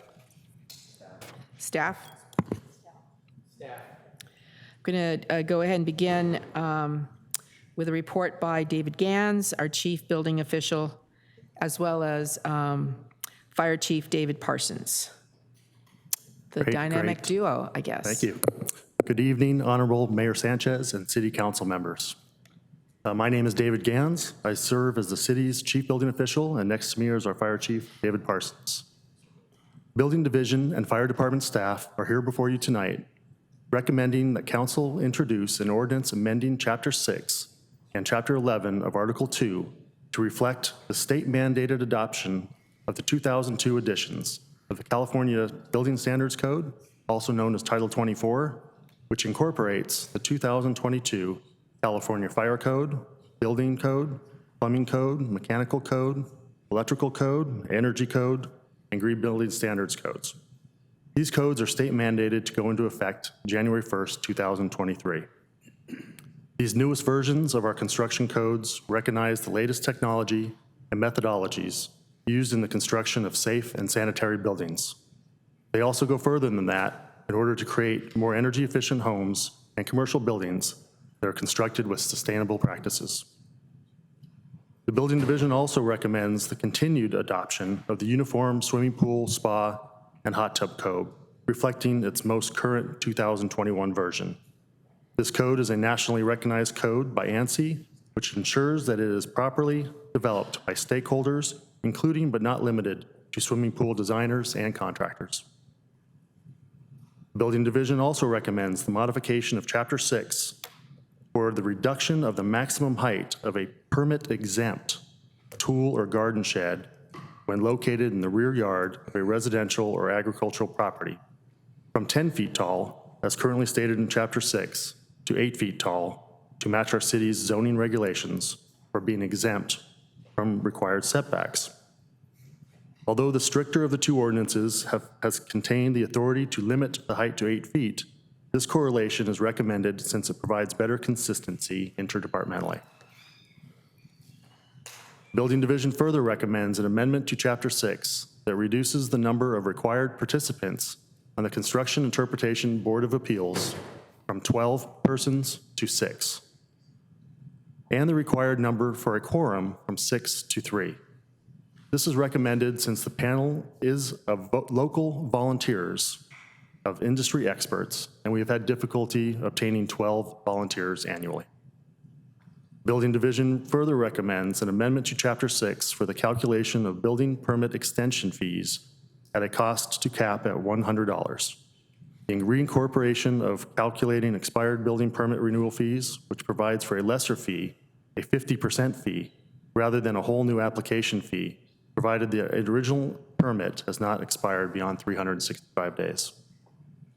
Building permits expire 3 years after the date they are issued. Delays to completing a project are not uncommon, and extensions as well as renewal permits are part of our daily activities, and the associated costs are recommended to be both reasonable and codified. Lastly, fire, and building staff recommend the adoption of a resolution for the City of Oceanside of California, setting forth express findings for the required amendments to the 2021 California Building Standards Code relative to local climatic, topographical, and geological conditions. California Health and Safety Code, Section 17958 and 18941.5 requires that the City Council, before making any modifications or changes to the 2021 California Building Standards Code, pursuant to the California Health and Safety section, shall make express findings that such changes or modifications are reasonably necessary because of local climatic, geologic, or topographical conditions. In closing, staff recommends the introduction of these modifications to Chapter 6 and 11 of our Municipal Code, and to adopt a resolution of express finding. Chief Parsons, were you going to give a presentation I'm here to as well? provide just answer questions related to the fire code and in support of Chief Building Official. Thank you very much. Okay, this is a time for the public to comment on this item. You please rise, approach one of the podiums, and you can speak for up to 3 minutes. I don't see anybody, well, have one person coming forward. Good evening, Council. I think this will fit in. State your name for the record, please. Oh, I'm sorry. Katie Taylor, Fire Mountain. Good evening, everybody. We're speaking about codes and approval and resolutions. I think there's been so much animosity forced upon the City Council from people frustrated with projects getting approved that have been approved by the Planning Commission. It's just not fair. We all know that Sacramento is running most of the regulations that control our building anymore in Oceanside. So what I think would be a really great move is next time somebody brings a project, whether it's North River Farms or the project that I personally didn't like in Fire Mountain forward, that the city manager or the city attorney first explain to the people in the audience the prevailing California code that the city must consider when they're approving or not approving the project. And then give everybody a better understanding that if the Planning Commission has approved it, shoot, Gavin Newsom set it up so you all could be sued if you don't approve it too. And I think that would take a lot of heat off the City Council, and I think it would be fair to the City Council, because people need to understand who's really calling the shots, and it's Gavin Newsom and the Democrats in Sacramento. Thank you very much. I see no one else rising. I'm going to go ahead and close this public hearing and go to the council. I did have a question regarding your the number for the commission or the Interpretation Board of Appeals. The request is to reduce it from 12 to 6. I have no problem with that. But with respect to a quorum, generally it's a majority, which would be 4. You're asking for 3. Can we do 4? I have no objections to 4. Okay. Yeah, because otherwise it's kind of Although odd to have 3. couldn't that also create an appeal that's not resolved, that ties? Both the fire chief and I would be sitting as ex officio on that committee, so we wouldn't have a ruling So it'd be 7, vote. because I thought it would be 7 and 4. You know, like why it was 12 in the first place was interesting. So I see that you went from a 12 even to a 6 even, but generally it's an odd number. Not all opposed to changing that? What numbers would you suggest? I mean, I'm not opposed to the 6. I just think that it should be 4 for quorum. Maybe 5 and 3? Or is that? If I could just make an observation, Yes. how many appeals have we had in your tenure? We have not had one. I think we had one since I've been city attorney in 17 years, so I don't think this generally comes up very often. Very often, It was a project with the applicant calling you every single day, I believe, if you recall that one. Right. That was the only. So, Yes. I don't really have any it's just not advice about consistent the with size. Pardon? I said I don't really have any advice about the size. I just don't think we've ever really had to utilize this board much, so. Well, how about the 5 and 3? That makes more sense. 5 and 3 sounds great. I think this appeals board has a lot of value. It actually provides an avenue for people to appeal this rather than just to council or to other management. They can actually have industry professionals be part of this evaluation. It should take some of that burden off of you all when it comes to technical matters. So 5 and 3. Board with 3 as a quorum. Right, which makes a lot of sense. Yes. Okay, so that's the recommendation. So I was going to move introduction. Did you want to do that, Deputy Mayor? I'm going to move introduction and of the ordinance and adoption of the resolution. And Councilmember Rodriguez? Chief, we've had many a meeting with different developments and conflicting fire codes and, installation of fire sprinklers and timing. And so my question for you is, I know you guys have your fire code book that you've put together kind of with, how you like to see things locally. How does these changes impact that book, and when will that be updated for the development community? That's my first question. And then second question is, does this help clarify some issues we've had on past development, some of these changes? Does it help clarify, or does it actually burden your decision-making when you're approving projects? Thank you for the question, Councilmember Rodriguez. Honorable Mayor, members of the council. The ordinance actually takes effect on January 1st of 2023. It's the 2023 as the new fire code, 2022 California Fire Code. Any changes you see here are actually mostly carryover for probably going back about 10 years. We've not added anything on additionally to this. Mostly it's clarification, changing numbers, administrative items, things like that. Specific to making the fire code more clear, they probably don't do that. These amendments, and for an example, might be the mid-rise ordinance that we have, is specific. The only reason we can do that is, as Chief Building Official David Gans stated, is the local conditions, local findings of fact that we have. Things that affect that would be like a tsunami, wildland fire, earthquakes, and how we're able, as emergency responders, to respond to that. So a mid-rise ordinance, for example, comes in, and again, that's approximately 10 to 12 years ago, to help address our ability to protect life and property prior to the arrival, let's say, of emergency responders. So does it add clarity? I don't know if it does truly. The fire code's a very complex beast. As you know, the book is very big. And again, we've not really added on anything substantive to this new code. All right, and then last really quick question for the city manager, and you may not know the answer. Some of these changes may cross into the territory of code violation cases that are existing. How is that going to play out if somebody has built a shed within the setbacks that is, was but the future? Are we just going to dismiss those cases knowing what's coming? I mean, how's that going to play itself out? Yeah, and Honorable Mayor and council members, I'm actually going to defer to David Gans on that one. I won't even opine. I'll let the experts speak to this one. So I can help with that. We have a great methodology of issuing permit exemptions. So if somebody had wanted to put in a shed for tools, garden tools, they're going to put it in the rear yard.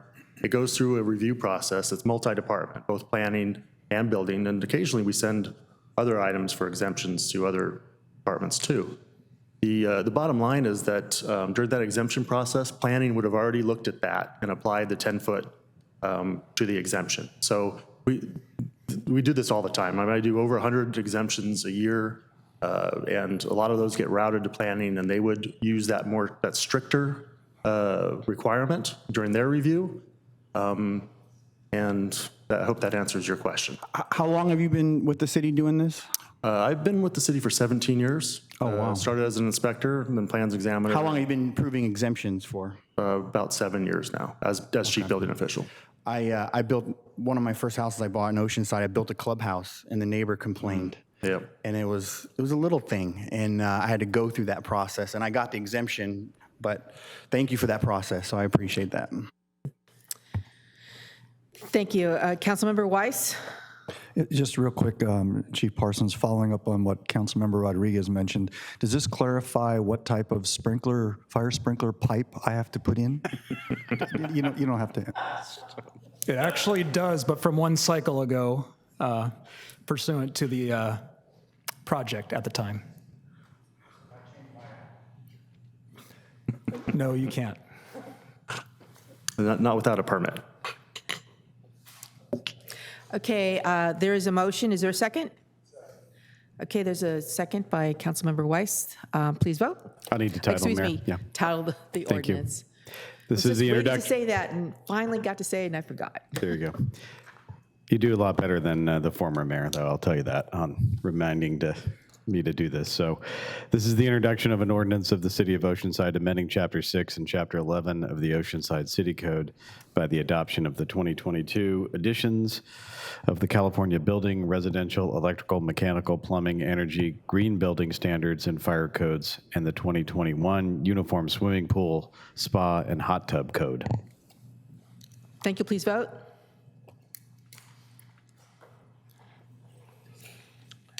Motion approved, 5-0. Thank you. We are now on, let's see, item 25. We have no advance requests to speak. So now we're on 26. How many requests do we have?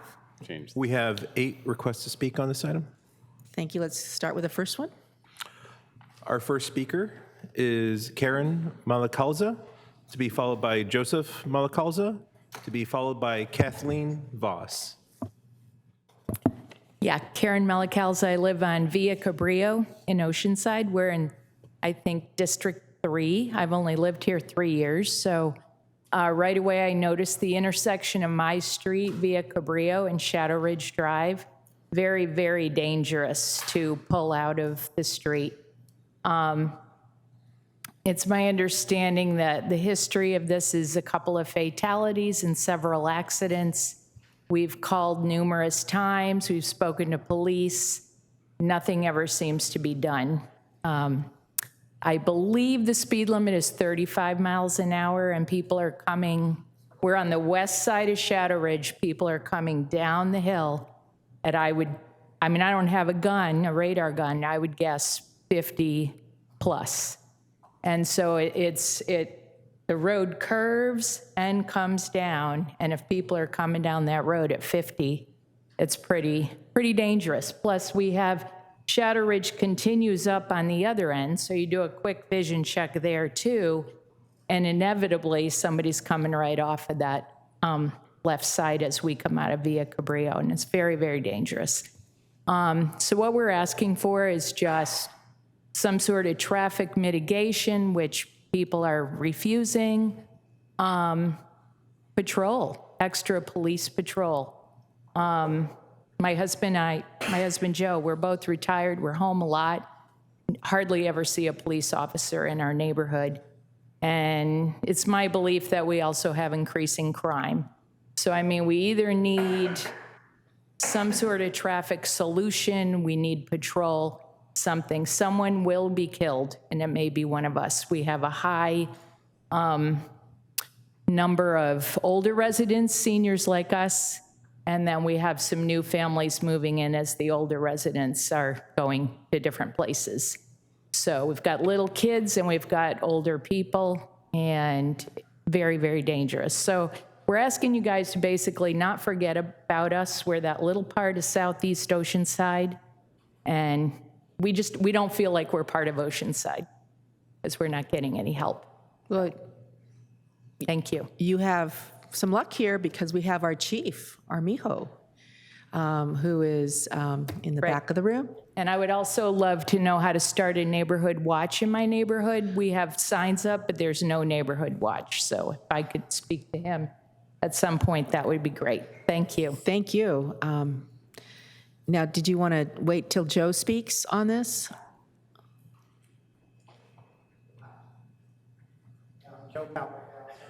Again, I'll repeat the same issues Karen's talking about. Also, welcome to Oceanside. Yeah. Sorry about the traffic. Yeah. So we live, in Ocean Hills area, and at the intersection with Cannon and Lake, there's the EOS club there and the Walgreens. apparently there's a Popeyes going in on this vacant lot that's there, and I don't see how that's going to happen. You can't even park in that lot with everybody going to the gym. So I don't know. I just saw that sign. I got a picture of it here. Maybe it's a drive-through. Yeah, it says a drive-through, but I mean, also supposedly 45 parking spaces. I don't know where they're coming from. But yeah, so I mean, I could just.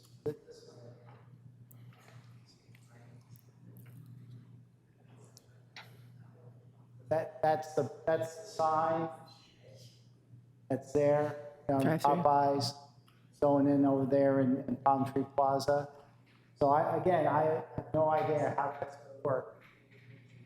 Traffic situation over there now. There's just no parking available. So I just want you guys to know that. I don't know if you ever go down there. Like I said, if there's people patrolling, you can certainly see people are actually parking on that lot because there's no other spot to park when you're going to the gym there.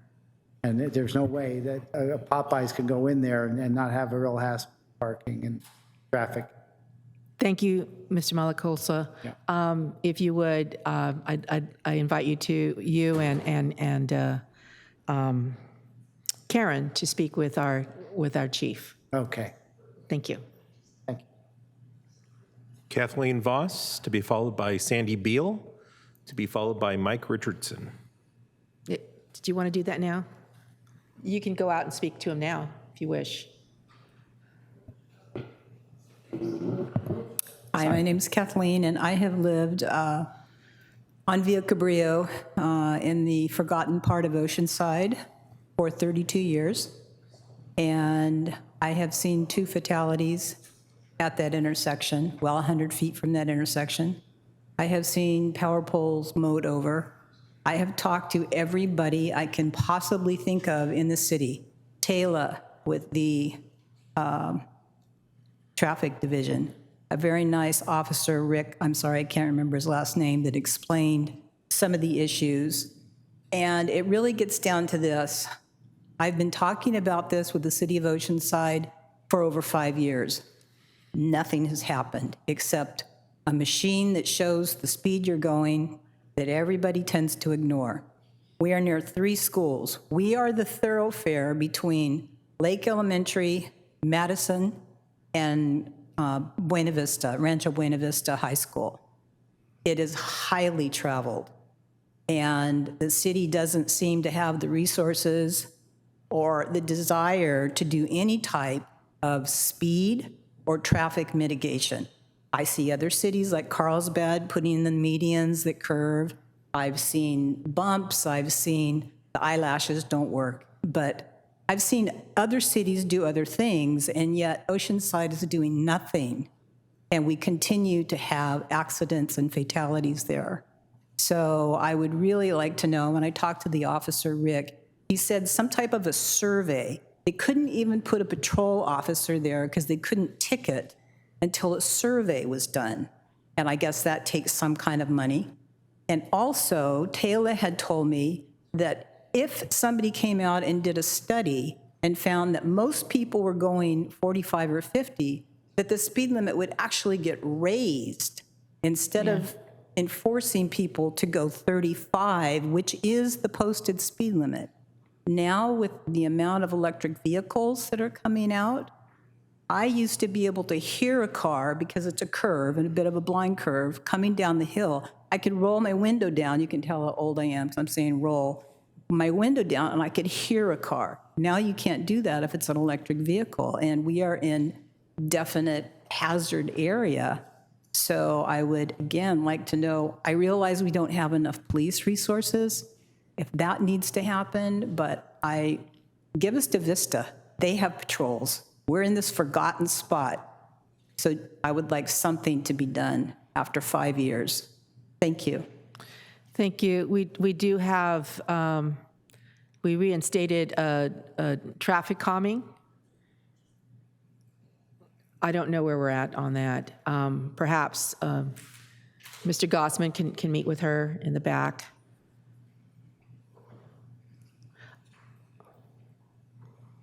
To talk about traffic calming. And then the chief is outside. Thank you. Sandy Beal. Okay, Honorable Mayor Sanchez and council members, I'm Sandy Beal from Rancho San Luis Rey Mobile Home Park, park representative, homeowners president. I was here a couple weeks ago and I talked to you about the San Luis Rey River, and I did a little homework so I understand more now. Representative Mike Levin has secured $5.2 million from the Army Corps of Engineers to make progress on the long-stalled San Luis Rey River flood protection project. The original project was authorized in 1970 with the intention of providing a 250-year level of flood protection. Various challenges associated with the project halted construction on several occasions, causing the project's cost to double. So I understand now, but would it be possible to at least have the vegetation and sediment removed from the riverbed until all the funds for the project are available? Okay, and then I have one other subject. I have an issue with the so-called Zoom viewing meetings. The Homeowners Advisory Committee at Rancho San Luis Rey uses Zoom for our monthly meetings. The cost is $149.99 a year for a meeting with up to 100 participants. I'm sure that the city of Oceanside must be paying for Zoom, so why don't you let anyone who is logged on to Zoom participate in your meeting? The city of Oceanside should have as many ways as possible for its residents to be able to attend and participate in every meeting. At the last city council meeting, I actually named a person, Jonathan Borrego, who did not attend the Manufactured Home Fair Practices Commission meeting, and I found out later that he attended by Zoom. Do the right thing and let the residents of Oceanside be part of your meetings when they're on Zoom. They take the time to log into Zoom meetings. All you have to do is allow them to take part in the meetings. I appreciate the opportunity to speak. Thank you. Mike Richardson, be followed by Pat Kirchwin, to be followed by Katie Taylor. Okay. Then we'll move to Pat Kirchwin. Katie Taylor. Lucky you guys. To be followed by Shelley Parker. Katie Taylor, Fire Mountain. Okay, we're going to end this story for once and for all tonight. A couple of city council meetings ago, I said I was helping Corey Jensen with her fiasco with Wells Fargo Bank. I brought this information. They're getting out, really reducing their position in the mortgage department because they've had so many scandals and things that they've done to people. They got sued by for $1 billion. Here is the email from Wells Fargo Bank that they sent the wire to pay Corey Jensen's property taxes. Right there, you can see Wells Fargo's name on it and saying that they will confirm what the wire goes through. Here is the property tax record for Corey Jensen's house that Arlene Hammersmith and Joe Hill and all these people have been ranting and raving. She doesn't pay her taxes. The balance is zero. So I hope that puts that part to bed. But what I really want to talk about right now is what is the real agenda? Because not only Arlene and some of this gang accusing Corey and some of the other people of being in the pocket of developers, they're out there supporting Eric Joyce. Arlene has an Eric Joyce sign in her yard. And that's who they want for District 1. That's why they're hammering on Corey so hard. And Eric Joyce is a current Oceanside school board member, and he voted to sell Garrison property instead of working with the city for parks and things that would benefit the city of Oceanside. Who? A developer. And you know why they did it? It was the only way they could give the teachers raises. They didn't have enough money in the budget unless they sold that school property. So don't tell me these people aren't they're the ones in the pocket of the developers. And by the way, the average salary for a teacher in Oceanside right now is over $100,000. So, And Eric Joyce, this is who they're pushing. This is why they're beating up on Corey Jensen for District 1. He is for open borders. He said it, he called borders at a school board meeting imaginary. He's for Marxist BLM, now embroiled in a $10 million embezzlement scheme. Eric openly supports students, teaching them that there's 27 different genders. Yet when I asked Eric his, he refused to comment. We cannot let Eric Joyce bring his radical ideas to the Oceanside City Council. But that's why Arlene, Hammersmith, Joe Hill, and Ken are here beating up on Corey every chance they can. What is their real agenda? It's to get Eric Joyce elected. It has nothing to do with Corey. So I want to just bring up one more thing. Is everybody fully aware the stock market has lost $6 trillion in value? $6 trillion, that's 1,000 billion to make a trillion. Our economy is in desperate shape. We have, and it's all under Democrat leadership. So think about that when you vote. Thank you very much. Shelley Parker?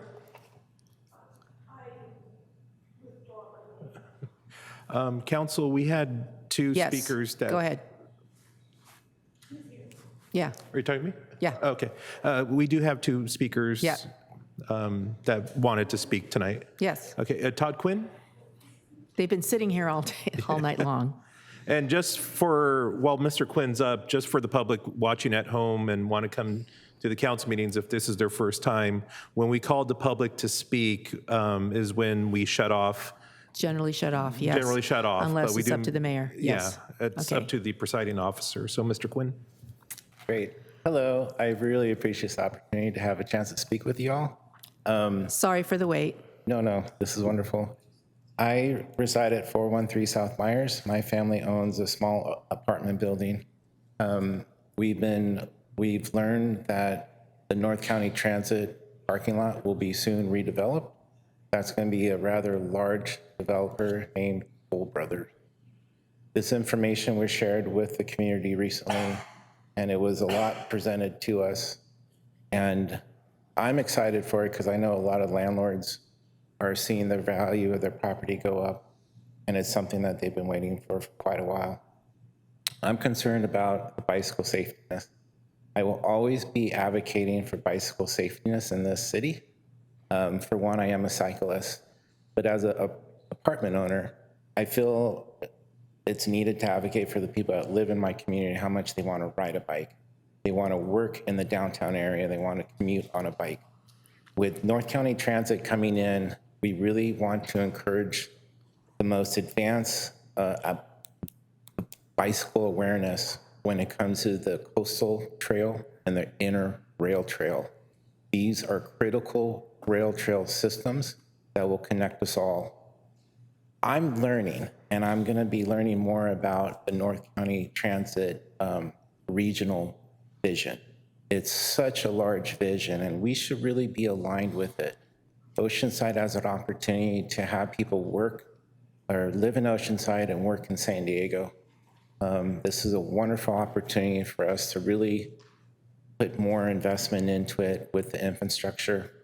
My second point is the unsafetyness on Oceanside Boulevard. Oceanside Boulevard has no lights on the streets as you exit the off-ramp going west to Coast Highway.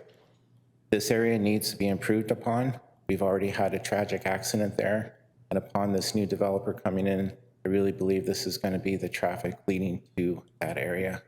I'm demanding some street lights on Oceanside Boulevard, along with a bicycle trail that goes along Oceanside Boulevard. Thank you for your time. Thank you very much. And do we know, when the project that NCTD is working on will be coming to the council? Honorable Mayor and council members, they're still quite a ways off, actually. They've just now started their preliminary application process, which is why they've started engaging the public and holding workshops. But this project will actually require an environmental impact report. So that fact alone will probably put it sometime late 2023 before it would be before us for formal consideration. Is any kind of timeline going to be on our website for this project? It's a huge, probably the biggest project that we'll be seeing in quite a while. It is a very significant project, and I'll work with staff to make sure that we get some sort of presence on our website for information. Thank you. Mr. Layton? Ken Layton speaking for myself. Ms. Jensen, it was good to see at the end of the last council meeting you took the time out to address issues about your role as appointed council member. Please, I ask you to do so again tonight. I understand they give you 10 minutes. Please use them if you could. Council members Weiss and Keim said you misrepresented yourself when you were appointed and they regretted their decision to appoint you. Question 1. Why did you promise you were going to get out of the short-term vacation rental business knowing that was not going to happen? Short-term rentals are the scourge of many homeowners and law enforcement when they have to deal with complaints of huge parties at single-family homes. You regulate short-term rentals as a council member, and you also profit from short-term rentals. Even as many short-term rentals degrade our neighborhood with invasions of temporary party people. What a brazen, over-the-top conflict of interest. And you lied about it. Please explain. You've positioned yourself as the champion of dogs who want to be unleashed at the beach. If only you cared as much about the homeowners who live near the beach. Any thoughts on this, Councilmember Jensen? Question 2, by observing who shows up to support you, it seems your support lies with fellow real estate agents. In fact, one of them, Patty Kirschwein, participates in official meetings in your office and says she handles your schedule. Makes you wonder what's in it for this real estate buddy. And final question, number 3, one of your tenants and your son's baby mama, Holly Lady, was hired by you to be your full-time aide, costing the city some $70,000 plus a year. And she doesn't even show up for work. How is this not a scam? It just doesn't get any more hillbilly ghetto than that. Please explain how all this is okay. We'd love to hear from you on these 3 topics at the end of tonight's meeting. We'll be hoping for answers. Thank you. Thank you. Is that it? That is all the speakers that we have. Thank you. We're on to general council member comments. Any requests from council members? I see no lights. Councilmember Jensen. Hi, Ken.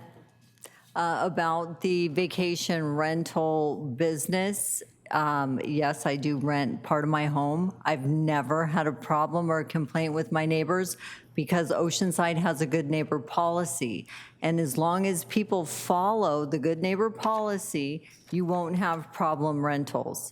I think the problems occur with out-of-state and out-of-town owners that don't have a good grasp on what's going on at their property, but I do. And I'm sure you could talk to either one of my neighbors and find out that I restrict my house to a very few amount of people, and I'm there and I watch, and I've never had a problem.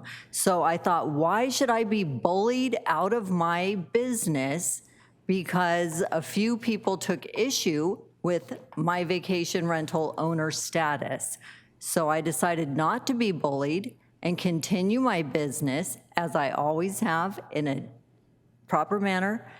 And that is what's going on with my vacation rental business. And I'd be happy to talk with you privately further anytime you want.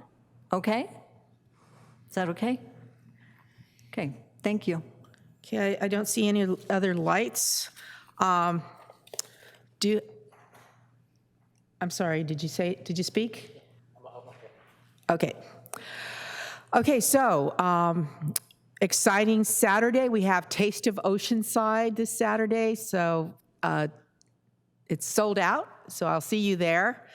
Saturday night is the NAACP Blue and Gold Gala. This is their major scholarship fundraiser. Hopefully we'll see you there that Saturday night. Following Saturday is OHS Hall of Fame, so we're going to have more inductees. And shout out to my brother, happy birthday, Tony, 60th birthday. Didn't get a chance to tell him this morning, so happy birthday. And then on a maybe sadder note, this past, I believe, Sunday, we lost one of our former city employees, Marty De La Rosa. She was, I think she was even younger than I, so I would like to hold a moment of silence for her. And as we adjourn to Wednesday, October 5th, 2022.